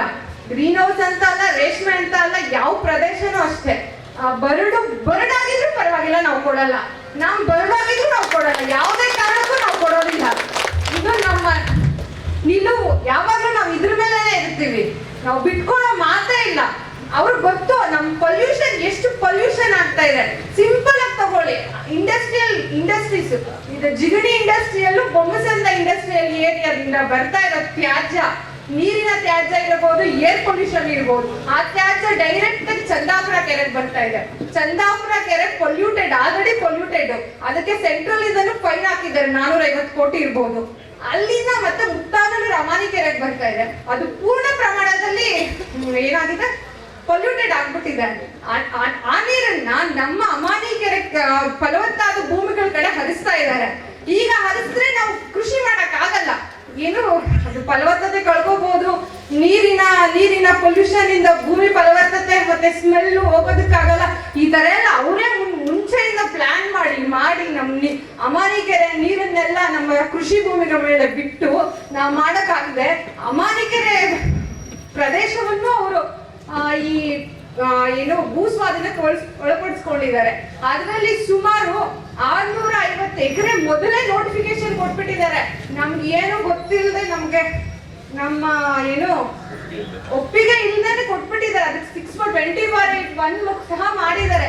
ಮೊದಲು ನಾವು ಅದನ್ನ ಖಂಡಿಸ್ತೀವಿ. ಇದೆಲ್ಲ ಇಲ್ಲಿ ಭೂಸ್ವಾಧೀನ ಬಿಡ್ಬೇಕು. ಆದ್ರೆ 6 ಮಾಡಿದಾರಲ್ವಾ, ಅದನ್ನ ಮೊದಲು ಅವ್ರು ತೆಗಿಬೇಕು. ನಮ್ಮ ಭೂಮಿ ನಮ್ಮ ಪಾಣಿಯಲ್ಲಿ ರಿಜಿಸ್ಟರ್ ಮಾಡಿದಾರಲ್ವಾ, ಅದನ್ನ ನಾವು ತೆಗಿಬೇಕು ಅಂತ ಪೂರ್ಣ ಪ್ರಮಾಣದ ಎಲ್ಲಾ ರೈತರು ಸೇರಿ ಒಗ್ಗಟ್ಟಿನಿಂದ ಹೇಳ್ತೀವಿ. ಅದನ್ನ ನಾವು ಮೊದಲು ಅದನ್ನ ತೆಗಿಬೇಕು. ಭೂಮಿಗೂ ನಾವು ಬಿಟ್ಕೊಂಡು ಯಾವುದೇ ಕಾರಣಕ್ಕೂ ನಾವು ಬಿಟ್ಕೊಡಲ್ಲ ನಮ್ಮ ಭೂಮಿಗಳನ್ನ. ನಮ್ಮ ಭೂಮಿ ನಮ್ಮ ಭೂಮಿ, ರೈತರ ಹೋರಾಟಕ್ಕೆ ಎಲ್ಲರಿಗೂ ಧನ್ಯವಾದ. ರೇಷ್ಮೆಗೆ ನಮಗೂ ಸಹ 3 ರಿಂದ 4 ಲಕ್ಷ, ಸುಮಾರು ಅರ್ಧ ಭಾಗ ಕೊಡ್ತಾರೆ. ರೈತನನ್ನ ಶೋಷಣೆ ಮಾಡಿ ಬೇರೆ ಬೇರೆ ರೀತಿಯಲ್ಲಿ ಶೋಷಣೆ ಮಾಡಿದ್ದಾರೆ. ಹಗ್ಗದ ದರದಲ್ಲಿ ಅವ್ರಿಗೆ ಆಹಾರಧಾನ್ಯ ಸಿಗಬೇಕು, ಹಗ್ಗದ ದರದಲ್ಲಿ ಕೈಗಾರಿಕೆಗಳಿಗೆ ರಾ ಮೆಟೀರಿಯಲ್ ಸಿಗಬೇಕು. ಈ ಒಂದು ನೀತಿಗಳನ್ನ ಹಿನ್ನೆಲೆಗೆ ಇಟ್ಟುಕೊಂಡು ಕೊಡ್ತಾ ಇರ್ತಾರೆ. ಆ ಒಂದು ಸಬ್ಸಿಡಿ ಮುಖೇನವಾಗಿ ನಮ್ಮನ್ನ ಶೋಷಣೆ ಮಾಡ್ತಾ ಅನೇಕ ವಿಚಾರಗಳಿವೆ. ಅದು ನಮ್ಮ ಕಮಾಂಡಿ ಸಾಹೇಬರಿಗೆಲ್ಲ ಗೊತ್ತಿದೆ. ನಾವು ಸುಮಾರು 23 ವರ್ಷದಿಂದ ರೇಷ್ಮೆ ಬೆಳೀತಾ ಇದ್ವಿ. ನಮ್ಮ ಮಾವರು ಪಾಪ ಅವ್ರು ತುಂಬಾ ಕಷ್ಟಪಟ್ಟು ಬೆಳೆದಿದ್ರು. ನಾವು ಸ್ವಲ್ಪ ಎಲ್ಲ ಆಧುನಿಕ ಕೃಷಿ ಇಲ್ಲಿ ವಿಜ್ಞಾನಿಗಳ ಎಲ್ಲ ಇದು ತಂತ್ರಜ್ಞಾನ ಬಳಸ್ಕೊಂಡು ಬೆಳೀತಾ ಇದ್ವಿ. ಈಗ ನಾವು ಇದರಿಂದ ತುಂಬಾ ಆದಾಯನು ಗಳಿಸಿದೀವಿ. ನಾವ್ ಯಾರದನ್ನು ಕೈ ಚಾಚೋಕ್ ಹೋಗಿಲ್ಲ, ಇನ್ನು ಕೈ ಬೇಡೋ ಪರಿಸ್ಥಿತಿ ದೇವರು ಕೊಟ್ಟಿಲ್ಲ, ಭೂಮಿ ತಾಯಿನೂ ನಾವು ಕೈ ಬಿಟ್ಟಿಲ್ಲ. ಈಗ ಸಡನ್ ಆಗಿ ನಮ್ಗೆ ಗೊತ್ತಿದ್ದೀರಾ, ರಾತ್ರಿ ಬೆಳಗ್ಗೆ ಆಗೋಷ್ಟೊತ್ತಿಗೆ ನೋಟಿಸ್ ಬಂತು ಅಂದ್ರೆ ನಾವು ಅದನ್ನೇ ನಂಬ್ಕೊಂಡು ಅದ್ರಲ್ಲೇ ಇರೋರು ನಾವೇನೇ ಹೋಗ್ಬೇಕು. ನಮ್ದೇನೋ ಆಗೋಯ್ತು. ನಮ್ಮ ಮಕ್ಕಳೀಗ ಪರಿಸ್ಥಿತಿ, ಅವ್ರು ಇವಾಗ 15-16 ವರ್ಷದ ಮಕ್ಕಳು. ನಮ್ಮ ಪರಿಸ್ಥಿತಿ ಮುಗಿತು, ನಮ್ಮ ಜವಾಬ್ದಾರಿ ಕಡಿಮೆ ಆಗ್ತಾ ಇದೆ. ನೆಕ್ಸ್ಟ್ ಮುಂದಿನ ಪೀಳಿಗೆ ಏನ್ ಮಾಡ್ಬೇಕು, ಇಲ್ಲಿ ಪರಿಸರ ಏನ್ ಮಾಡ್ಬೇಕು. ಈಗ ಅಲ್ಲಿ ಅಮಾನಿ ಕೆರೆ, ಅಲ್ಲಿ ನೀರು ಮುತಾನೂರು ಕೆರೆ ನೀರು ಬಿಟ್ಟಿದ್ದಾರೆ. ತುಂಬಾ ಕಲುಷಿತ ಆದ್ರೆ ಸರ್, ಅದರಲ್ಲಿ ಕೈ ತೊಳ್ಕೊಂಡ್ಬಿಟ್ರೆ ಕಾಯಿಲೆ ಬಂದ್ಬಿಡುತ್ತೆ, ಅಷ್ಟು ಕಲುಷಿತವಾಗಿದೆ. ಈಗ ಅದೇ ನೀರು ಬೆಳೆಗೆ ಬರ್ತಾ ಇದೆ, ಅದೇ ನೀರು ಡೈರೆಕ್ಟ್ ಆಗಿ ಭೂಮಿ ಒಳಗೆ ಕೂಡ ಅದೇ ಹೋಗಿ ಅದೇ ನೀರು ಬರ್ತಾ ಇದೆ. ಅದೇ ನೀರು ಬಂದು ಈಗ ಅದೇ ನೀರಲ್ಲಿ ಇವಾಗ ಬೆಳೆಗೂ ಹೆಚ್ಚು ಕಡಿಮೆ ಆಗ್ತಾ ಇದ್ದೇವೆ ಸರ್. ಗೂಡು ಸುಟ್ಟೋಕೆ ಕಷ್ಟಪಡ್ತಾ ಇದ್ದಾರೆ. ಈ ತರ ಎಲ್ಲ ಇರೋ ಪರಿಸ್ಥಿತಿ ಇದೆ. ಅದು ಹೋಗ್ಬಿಟ್ಟು ಮತ್ತೆ ಈಗ ನಮ್ಗೆ ಸ್ವತಂತ್ರ ಕೊಟ್ಟು ಇನ್ನೂ 1 ಶತಮಾನ ಕಳ್ದಿಲ್ಲ ಸರ್. ಸ್ವತಂತ್ರ ಬಂದು 1 ಶತಮಾನ ಕಳ್ದಿಲ್ಲ ಇನ್ನು. ಈಗ ನಾವು ಪಾಪ ನಮ್ಮ ಹಿರಿಯರೆಲ್ಲರೂ ಭಾಗ ಮಾಡ್ಕೊಂಡು ಎಲ್ರಿಗೂ 1 ಲಕ್ಷ ಭೂಮಿ ಮಿಕ್ಕಿದೆ. ನೀವು ಅದನ್ನು ಕಿತ್ಕೊಂಡ್ಬಿಟ್ರೆ ನಾವು ದೇಶಾಂತರ ಹೋಗಿ ಇವಾಗ ನಾವು ಪಾಕಿಸ್ತಾನದಿಂದ ಇಲ್ಲಿ ಬಂದಿದ್ದೀವಾ? ಇಲ್ವಲ್ಲ, ನಾವ್ ಇಲ್ಲೇ ಇರೋರು, ನಮ್ ಬೇರೆ ಏನು ಗೊತ್ತಿಲ್ಲ. ನಮ್ಗೆ ಗೊತ್ತಿರೋದೇ ನಮ್ಗೀಗ 35-40 ವರ್ಷ ಆಯ್ತು. ಈಗ ನಾವೇನ್ ಮಾಡ್ಬೇಕು ಸರ್? ನಾವ್ ಯಾವ ಕೆಲ್ಸಕ್ಕೆ ಹೋಗಕ್ಕಾಗುತ್ತೆ? ನಮ್ಗೆ ಯಾವ ಕೆಲಸ ಗೊತ್ತು? ನಮ್ಗೆ ಗೊತ್ತಿರೋದೇ ಅಷ್ಟು, ಕೃಷಿನೇ ಗೊತ್ತಿರೋದು ನಮ್ಗೆ. ನಮ್ಗೆ ಕೃಷಿ ಬಿಟ್ಟರೆ ಬೇರೆ ಗೊತ್ತೇ ಇಲ್ಲ ಸರ್. ಆದ್ರಿಂದ ನಮ್ಮ ಭೂಮಿ ಮಾತ್ರ ನಮ್ಮ ಪ್ರಾಣ ಬೇಕಾದ್ರೆ ತಗೊಂಡ್ಬಿಡಿ. ಯಾಕೆಂದ್ರೆ ನಮ್ಮ ಭೂಮಿ ಹೋದ್ರೆ ನಮ್ಮ ಪ್ರಾಣ ಹೋದಾಗೆ. ನಮ್ಮ ಪ್ರಾಣನೇ ತಗೊಂಡ್ಬಿಡಿ. ಸುಮ್ಮನೆ ಯಾಕೆ ನೀವು ಭೂಮಿ ತಗೊಂತೀವಿ ಅಂತ ಯಾಕೆ ಹೇಳ್ತೀರಾ? ಸುಮ್ಮನೆ ಪ್ರಾಣನೇ ತಗೊಂಡ್ಬಿಡಿ. ನಮ್ಮ ಪ್ರಾಣ ಬೇಕಾದ್ರೆ ಕೊಟ್ಬಿಟ್ಟು ನಾವು ಭೂಮಿ ಮೊತ್ತ ಕೊಡೋಣ.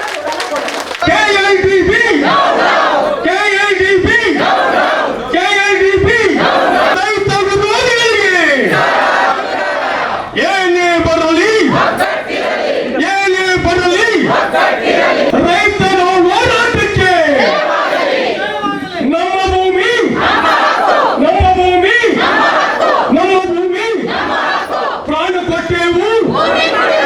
ಪ್ರಾಣ ಕೊಟ್ಟೆವು ರೈತರ ಹೋರಾಟಕ್ಕೆ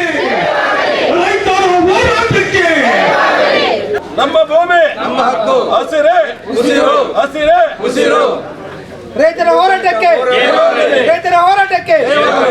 ಆನೇಕಲ್ ತಾಲೂಕಿನ ಭೂ ಕಬ್ಬಳಿಕೆಯ ಹೋರಾಟ ಸಮಿತಿಯ ವಿರೋಧ ಹೋರಾಟ ಸಮಿತಿಯ ಸರ್ಜಾಪುರ ಹೋಬಳಿಯಲ್ಲಿ ಏನು ಈಗ ಭೂಮಿಯನ್ನು ಕಸಿದುಕೊಳ್ಬೇಕು ಅಂತ ಸರ್ಕಾರ ವನ್ನಾರ ನಡೆಸ್ತಾ ಇದೆಯಲ್ಲ, ಅದರ ಅಂಗವಾಗಿ GKVKಯ 60 ವಿಜ್ಞಾನಿಗಳು ಸುಮಾರು ವರ್ಷಗಳಿಂದ ನಮ್ಮ ತಾಲೂಕಿನಲ್ಲಿ ಭೂಮಿಯ ಬಗ್ಗೆ ರಿಸರ್ಚ್ ಮಾಡಿದ್ದಾರೆ. ಅವ್ರು ಇವತ್ತು ಹೇಳ್ತಾ ಇದ್ರು, ನಿಮ್ಮ ಭೂಮಿ ಒಳ್ಳೆಯ ಒಂದು ಫಲವತ್ತಾದ ಭೂಮಿ, ಎಲ್ಲ ಕಡೆಗಿಂತ ನಮ್ಮ ರಾಜ್ಯದಲ್ಲಿ ಎಲ್ಲ ಕಡೆಗಿಂತ ಆನೇಕಲ್ ತಾಲೂಕಿನ ಭೂಮಿ ಬಹಳ ಚೆನ್ನಾಗಿದೆ. ಇಂಥ ಜಾಗದಲ್ಲಿ ಕಬ್ಬಳಿಕೆಯನ್ನು ಮಾಡ್ತಾ ಇದ್ದಾರಲ್ಲ, ನಾವು ಮುಂದೆ ಹೆಂಗೆ ಊಟ ಮಾಡೋದು? ಇಲ್ಲಿನ ಹಾಲು ಅಲ್ಲಿನ ರಾಜಕೀಯ ವ್ಯಕ್ತಿಗಳಿಗೂ ಆ ಅಧಿಕಾರಿಗಳಿಗೂ ಇಲ್ಲಿನ ತರಕಾರಿ ಹೋಗುತ್ತೆ, ಅಂಥ ಭೂಮಿನ ಕಿತ್ಕೊಳ್ತಾ ಇದ್ದಾರೆ ಅಂತ ಹೇಳಿ ಇವತ್ತು ಅವರು ನಮಗೆ ಸಹಕಾರ ಕೊಡೋದಕ್ಕೆ ಅವರು ಬಂದಿದ್ದಾರೆ. ಮತ್ತು ಆನೇಕಲ್ ತಾಲೂಕಿನ ಹಸಿರು ಸೇನೆ ಅಂತ ಅಂದರೆ ಎಲ್ಲ ಕಡೆಯೂ ಫಾಲಿ ಹೌಸ್ ಆಗಿ ಇಡೀ ಜಪಾನು ಬೇರೆ ದೇಶದಲ್ಲಿ ಬೆಳೆದಂತಹ ಅದಕ್ಕಿಂತ ಹೆಚ್ಚಿನ ಟೆಕ್ನಾಲಜಿಯಲ್ಲಿ ಈ ಹಳ್ಳಿಗಳಲ್ಲಿ ರೈತರು ಮಾಡ್ತಾ ಇದ್ದಾರೆ. ಅಂಥ ಕಷ್ಟನ ಯಾಕೆ ಅರ್ಥ ಮಾಡ್ಕೊಳ್ತಾ ಇಲ್ಲ ರೈತರು ಅಂತ ಹೇಳಿ ಇವತ್ತಿನ ದಿವಸ ಈ ಅಂದೇನಹಳ್ಳಿ ಗ್ರಾಮದಲ್ಲಿ ಹೆಚ್ಚು ಮಾತೆಯರು ಮನೆಯಿಂದ ಹೊರಗೆ ಬಂದಿದ್ದಾರೆ. ಅವ್ರನ್ನ ಬೀದಿಗೆ ತಂದಿದ್ದೀವಿ, ನಮ್ಮನ್ನು ಬೀದಿಗೆ ತಂದಿದ್ದೀರಲ್ಲ ಅಂತ ಈ ಸರ್ಕಾರಕ್ಕೆ ಚೀಮಾರಿ ಆಗ್ತಾ ಇದ್ದಾರೆ. ದಯವಿಟ್ಟು ಮುಖ್ಯಮಂತ್ರಿಗಳಾದ ಸಿದ್ದರಾಮಯ್ಯನವರೇ, ಪಾಟೀಲ್ರವರೇ, ಯಾರೇ ಆಗಿರಲಿ ನಮ್ಮ ಭೂಮಿನ ಬಿಟ್ಟುಬಿಡಿ, ಇದಕ್ಕೆ ಕೈ ಹಾಕಕ್ಕೆ ಹೋಗಬೇಡಿ. ಇನ್ನು ಬೇರೆ ಕಡೆ ಎಲ್ಲಾದರೂ ಡೆವಲಪ್ಮೆಂಟ್ ಮಾಡಿ. ಅಲ್ಪ ಸ್ವಲ್ಪ ಭೂಮಿ ಉಳಿದಿದೆ ನಮ್ಮ ತಾಲೂಕಲ್ಲಿ, ಅದು ಸರ್ಜಾಪುರ ಹೋಬಳಿಯಲ್ಲಿ. ಇಂಥ ಭೂಮಿಯನ್ನು ಬಿಡಬೇಕಂತ ಹೇಳ್ತಾ ನಾನು ಹೋರಾಟ ಸಮಿತಿ ಪರವಾಗಿ ಧನ್ಯವಾದಗಳು ತಿಳಿಸ್ತಾ ಇದ್ದೀನಿ. ಆನೇಕಲ್ ತಾಲೂಕು ಹಸಿರುಮನೆ ಬೆಳೆಗಾರರ ಕ್ಷೇಮಾಭಿವೃದ್ಧಿ ಸಂಘದ ವತಿಯಿಂದ ಏನು ಸರ್ಜಾಪುರ ಹೋಬಳಿ 11 ಗ್ರಾಮಗಳ ಒಂದು KDBಯವರು ಭೂ ಸ್ವಾಧೀನ ಪಡಿಸ್ಕೊಡತಕ್ಕಂಥ ಒಂದು ವಿಷಯದಲ್ಲಿ ನಾವು ಅವರಿಗೆ ವಿರೋಧ ಮಾಡ್ತಾ ಇದ್ದೀವಿ. ಸರ್ಕಾರಕ್ಕೆ ನಿಮ್ಮ ಮಾಧ್ಯಮದ ಮುಖೇನ ನಾವು ಅವರಿಗೆ ಒಂದು ಸಂದೇಶವನ್ನು ಕಳಿಸುವಂತಿದ್ದೇವೆ. ಏನು ಆನೇಕಲ್ ತಾಲೂಕು ಇಲ್ಲಿ ಫಲವತ್ತಾದ ಭೂಮಿಯನ್ನು ನೀವು ಇಲ್ಲಿ ಕೈಗಾರಿಕೆ ಆಗುವುದು ಏನೋ ಒಂದು ಉದ್ದೇಶಕ್ಕೆ ಮಾಡ್ತಾ ಇದ್ದರೆ ಅದಕ್ಕಿಂತ ಒಂದು ಹೆಚ್ಚಿನ ಒಂದು ಆದಾಯನ ನಮ್ಮ ಏನು ಪಾಲಿ ಹೌಸ್ ಅಂತ ಏನು ಇರ್ತಾ ಇದ್ದಾರೆ ಅದರಿಂದ ನಮಗೆ ಹೂ ಬೆಳೆದು ಮಾರಾಟ ಮಾಡೋದನ್ನ ನಿಮಗೆ GST ಕೂಡ ತೆರಿಗೆ ಕೂಡ ನಾವು ಸಂದಾಯ ಮಾಡೋ ಮಟ್ಟದಲ್ಲಿದ್ದೇವೆ. ಜೊತೆಗೆ ನೀವು ಏನಾದರೂ ಕೈಗಾರಿಕೆ ಅಥವಾ ಇನ್ನೂ ಏನಾದರೂ ಬೇಕಾದಂಥ ಅಭಿವೃದ್ಧಿ ಮಾಡಬೇಕಂತ ಒಂದು ಉದ್ದೇಶವಿದ್ದರೆ ಬೇರೆ ಸ್ಥಳಗಳಲ್ಲಿ ಏನು ಈ ಗುಡ್ಡಗಾಡುಗಳು ಅಥವಾ ಈ ಕುರ್ಚಲು ಕಾಡುಗಳಿರ್ತಾವೆ ಅಂಥ ಕಡೆ ಮಾಡ್ಕೊಂಡು ನಮ್ಮ ರೈತರಿಗೆ ಫಲವತ್ತಾದ ಭೂಮಿಯನ್ನು ಬಿಟ್ಟು ಅವ್ರನ್ನ ಭಾಳ ನಸಲಾಗಕ್ಕೆ ಬಿಡಿ ಅಂತ ಹೇಳ್ಬಿಟ್ಟು ನಾವೊಂದು ನಿಮ್ಮ ಮುಖಾನ ನಾವು ಮನವಿಯನ್ನು ಮಾಡ್ತೀವಿ. ಭಾಳ ಇನ್ನೂ ಒಂದು ಪರಿಸ್ಥಿತಿ ಒಂದು ವಿವರಿಸಬೇಕಾದ್ರೆ ನಮ್ಮ ಆನೇಕಲ್ ತಾಲೂಕಿನ ಮಿನಿ ಐಲ್ಯಾಂಡ್ ಅಂತ ಹೇಳ್ಬಿಟ್ಟು ಕರೀತಾರೆ. ಪುಷ್ಪೋದ್ಯಮದಲ್ಲಿ ನಮ್ಮದು ರಾಷ್ಟ್ರ ಮಟ್ಟದಲ್ಲಿ ನಮ್ಮ ಆನೇಕಲ್ ತಾಲೂಕು ಒಂದು ಹೆಸರನ್ನು ಪಡೆದಿದೆ. ಅದೇ ರೀತಿ ರೇಷ್ಮೆ ಆಗ್ಬೋದು, ತರಕಾರಿಲಿ ಎಲ್ಲ ಒಂದು ಭಾಗಗಳಲ್ಲೂ ಕೂಡ ಒಂದು ಉನ್ನತ ಸ್ಥಾನದಲ್ಲಿ ನಮ್ಮ ಆನೇಕಲ್ ತಾಲೂಕು ಇರೋದರಿಂದ ನಾವು ಕಳಕಳಿಯ ಮನವಿ ಮಾಡ್ತೇವೆ. ಈ ಭಾಗದ ಒಂದು ರೈತರ ಕೃಷಿ ಭೂಮಿಯನ್ನು ಹೊರತುಪಡಿಸಿ ನೀವು ನಿಮ್ಮ ಬೇರೆ ಕಡೆಯನ್ನು ಮಾಡಿಕೊಂಡು ಇಲ್ಲಿ ಈ ತಾಲೂಕಿನ ರೈತರಿಗೆ ಒಂದು ನೆಲೆ ಕಟ್ಕೊಳ್ಳೋಕ್ಕೆ ಅಥವಾ ಒಂದು ಇಲ್ಲಿ ಜೀವನ ಮಾಡೋದಕ್ಕೆ ಒಂದು ಸಹಕಾರ ಕೊಡಬೇಕು ಅಂತ ಈ 11 ಗ್ರಾಮದ ಪರವಾಗಿ ಏನು ಈಗ ಸರ್ಜಾಪುರ ಹೋಬಳಿ ಇಲ್ಲಿ ಏನು ಭೂ ಸ್ವಾಧೀನ ಗುರುತಿಕೆ ಮಾಡಿಸಿದೆ ಅದನ್ನು ಕೈಬಿಟ್ಟು ನಮ್ಮ ರೈತರಿಗೆ ಒಂದು ಉತ್ತಮವಾದಂಥ ಜೀವನವನ್ನು ನಡೆಸಲು ಒಂದು ಅವಕಾಶ ಮಾಡಬೇಕು ಅಂತ ಒಂದು ಮನವಿಯನ್ನು ಮಾಡ್ತೇವೆ.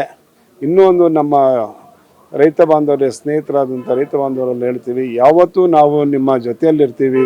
ನಮ್ಮ ಆನೇಕಲ್ ತಾಲೂಕು ಹಸಿರು ಮನೆ ಸದಾ ನಿಮ್ಮ ಜೊತೆಯಲ್ಲಿರ್ತದೆ. ನಿಮ್ಮ ಏನು ಒಂದು ಆಶೋತ್ತರ ನಡೆಸಲು ನಮ್ಮಿಂದ ಸಾಧ್ಯವಾದಷ್ಟು ಸಹಾಯವನ್ನು ಮಾಡಿ ನಾವು ನಿಮ್ಮ ಜೊತೆಗಿರ್ತೀವಿ ಅಂತೇಳಿ ನಾನು ನಿಮ್ಮ ಮಾಧ್ಯಮದ ಮುಖಾಂತರ ನಾನು ಇವತ್ತು ಹಂದೇನಹಳ್ಳಿಯಲ್ಲಿ ಕೃಷಿ ವಿಜ್ಞಾನಿಗಳು ತುಂಬ ಒಳ್ಳೊಳ್ಳೆ ವಿಚಾರಗಳನ್ನು ನಮ್ಮ ರೈತರ ಪ್ರತಿಯೊಬ್ಬರಿಗೂ ಮನವರಿಕೆ ಆಗಿದೆ. ಆ ಥರ ವಿಚಾರಗಳನ್ನ ತಿಳಿಸೋದಕ್ಕೆ ಇಲ್ಲರಿಗೂ ಬಂದು ತಿಳಿಸಿದ್ದಾರೆ. ಇವತ್ತು ರೈತರು ಎಷ್ಟು ಕಷ್ಟಪಡ್ತಾ ಇದ್ದಾರೆ ಅನ್ನೋದು ಆ ವಿಜ್ಞಾನಿಗಳಿಗೂ ಗೊತ್ತಿದೆ. ಆದರೆ ನಮ್ಮ ಸರ್ಕಾರಕ್ಕೆ ಮಾತ್ರ ಕಣ್ಣು ಕಾಣ್ತಾ ಇಲ್ಲ, ಕಿವಿನೂ ಕೇಳಿಸ್ತಾ ಇಲ್ಲ. ಆ ಮಟ್ಟದಲ್ಲಿ ಇವತ್ತು ನಡ್ಕೊಂಡು ಹೋಗ್ತಾ ಇದೆ. ಎಷ್ಟು ದಿವಸ ನಡೀತದೆ ಗೊತ್ತಿಲ್ಲ, ಸರ್ಕಾರ ಎಷ್ಟು ದಿವಸ ಉಳಿತದೆ ಅನ್ನೋ ಅವ್ರಿಗೆ ಗೊತ್ತಿಲ್ಲ. ಆದರೆ ಇವತ್ತು ರೈತರಿಗೆ ಇಷ್ಟು ತೊಂದರೆ ಕೊಟ್ಟು ಬೀದಿಗೆ ತಂದಿದ್ದಾರೆ ಹೆಣ್ಮಕ್ಳೆಲ್ಲನೂ. ಅವ್ರ ಶಾಪ ಅಂತಗೂ ಖಂಡಿತವಾಗಿ ಇದ್ದೇ ಇರುತ್ತದೆ, ಸರ್ಕಾರಕ್ಕೂ ಇರುತ್ತೆ, ಭ್ರಷ್ಟ ರಾಜಕಾರಣಿಗಳಿಗೂ ಆದಷ್ಟು ಬೇಗ ತಲುಪುತ್ತೆ ಈ ಹೆಣ್ಣು ಮಕ್ಕಳ ಶಾಪ. ಅದಕ್ಕೆ ಗುರಿಯಾಗಬೇಡ್ರಿ, ದಯವಿಟ್ಟು ಹೇಳ್ತೀನಿ. ಇದು ಫಲವತ್ತಾದ ಭೂಮಿ, ಬರಡು ಭೂಮಿ ಅಲ್ಲ. ಇದು ಬರಡು ಭೂಮಿ ನಮ್ಮ ರಾಜ್ಯದಲ್ಲಿ ಬೇಕಾದಷ್ಟಿದೆ. ಅವರು ಅಲ್ಲಿಂದ ಬಿಟ್ಟು ಇಲ್ಲಿಗೆ ಬಂದು ಆಯ್ಕೆ ಮಾಡಿಕೊಂಡು ಇವತ್ತು ಕೂಲಿ ಕಾರ್ಮಿಕರಾಗಿ ಇವತ್ತು ದುಡಿತಾ ಇದ್ದಾರೆ. ಅವ್ರನ್ನ ಅಲ್ಲೇ ಕೊಟ್ಟರೆ ಅವರು ಅಲ್ಲೇ ಮನೆ ಕಟ್ಕೊಂಡು ಅವ್ರ ಸಂಸಾರ ಬೆಳೆಸಿ ಮಕ್ಕಳ ಮುಂದಿನ ಪೀಳಿಗೆಯನ್ನು ಚೆನ್ನಾಗಿ ನೋಡ್ಕೋ ಅಷ್ಟು ಅಲ್ಲೇ ಮಾಡ್ಬೋದು. ನೀವು ಕೈಗಾರಿಕೆ ಕೊಟ್ಟರೆ, ಕೈಗಾರಿಕೆ ಇಲ್ಲ ಅಂದಿದ್ದಕ್ಕೋಸ್ಕರ ಅವರು ಪಾಪ ಇಲ್ಲರಿಗೂ ಬರ್ತಾ ಇದ್ದಾರೆ. ಬರಡು ಭೂಮಿಯಲ್ಲಿ ಏನು ಬೆಳೆಯೋಕ್ಕಾಗಲ್ಲ ಅಂತ ಅವ್ರಿಗೂ ಗೊತ್ತು, ನಿಮಗೂ ಗೊತ್ತು. ಆದರೆ ಅಂಥದ ಜಾಗದಲ್ಲಿ ಕೈಗಾರಿಕೆ ಮಾಡಿ ನಾವು ಪ್ರೋತ್ಸಾಹ ಕೊಡ್ತೀವಿ. ಅಷ್ಟು ಬಿಟ್ಟು ನೀವು ಇಂಥ ಫಲವತ್ತಾದ ಭೂಮಿನ ಬೇಕೇ ಬೇಕನ್ನೋದು ನಿಮ್ಮ ರಾಜಕಾರಣಿಗಳ ಉದ್ದೇಶ ಅಷ್ಟು ಹೊರತು ಬೇರೆ ಕೈಗಾರಿಕೆ ಮಾಡಬೇಕನ್ನೋ ಉದ್ದೇಶ ಇಲ್ಲ. ಕೈಗಾರಿಕೆ ಬೇಕೇ ಬೇಕಂದರೆ ನಮಗೆ ಎಲ್ಲರಿಗೂ ಬರಲಿ. ಯಾರು ನಾವು ಮಾಡ್ತೀವಿ, ಯಾವ ಕಂಪ್ನಿಯವರು ನಾವು ರೈತರ ಜೊತೆಯಲ್ಲಿ ಚರ್ಚೆ ಮಾಡಿ ನಾವು ತಗೊಳ್ತೀವಿ ಅನ್ನೋದು ಬೇಕಾದ್ರೆ ಬರಲಿ. ಅದಕ್ಕೆ ಸಭೆ ಸಮಾರಂಭ ಇನ್ನೊಂದು ಚರ್ಚೆ ಮಾಡೋಣ. ಅದು ಬಿಟ್ಟು ನೀವೇ ಎಲ್ಲರೂ ತಗೊಳ್ತಾ ಇದ್ದೀರ. 1050 ಎಕರೆ ಬೇಕು ಶಿಫ್ಟ್ ಸಿಟಿಗೆ ಹೇಳಿ ಒಂದು ದೊಡ್ಡ ಮಾತು ಹೇಳಿದ್ರೆ, ಪಾಟೀಲ್ ಸಾಹೇಬ್ರೆ ನಿಮಗೆ ಮಾನ ಮರ್ಯಾದೆ ಇದಿದೆ. ಫಸ್ಟು ಇವತ್ತು 2540 ಎಕರೆಗೆ ಇವತ್ತು ಬಂದಿದ್ದೀರಾ. ಇನ್ನು ಮುಂದಿನ ದಿನದಲ್ಲಿ ಅದನ್ನ 5000 ಮಾಡ್ಬೇಕು ಅನ್ಕೊಂಡಿದ್ದೀರ ನೀವು. ಯಾಕೆ ಸ್ವಾಮಿ ಕಿಕ್ ಬ್ಯಾಕ್ ಬೇಕಾ ನಿಮಗೆ? ಬೇಡ, ಸೂಟ್ ಕೇಸ್ಗಳು ಬಿಟ್ಬಿಡಿ. ಫಸ್ಟ್ ನೀವು ಆರೋಗ್ಯವಾಗಿರಿ, ನಿಮ್ಮ ಮನೆಯವರು ಆರೋಗ್ಯವಾಗಿರ್ತಾರೆ. ಆದರೆ ಬರೀ ದುಡ್ಡಿಂದ ಏನು ನಡೆಯೋದಿಲ್ಲ. ನೀವು ತಗೊಂಡೋಗಿ ಕೊಳ್ಳೋಗಿ ನೀವು ಡೆಲ್ಲಿಗೆ ಕೊಡ್ತೀರಾ, ಇಲ್ಲ ಫಾರಿನರ್ಗೆ ಹೋಗಿ ಕೊಡ್ತೀರಾ? ಅದನ್ನೆಲ್ಲ ಬಿಟ್ಟು ಜನಗಳಿಗೆ ಬದುಕೋದಕ್ಕೆ ದಾರಿ ಕೊಡಿ, ರೈತರನ್ನ ರೈತರಾಗಿ ಉಳಿಸಿ. ನನ್ನ ಮಾತಿದು.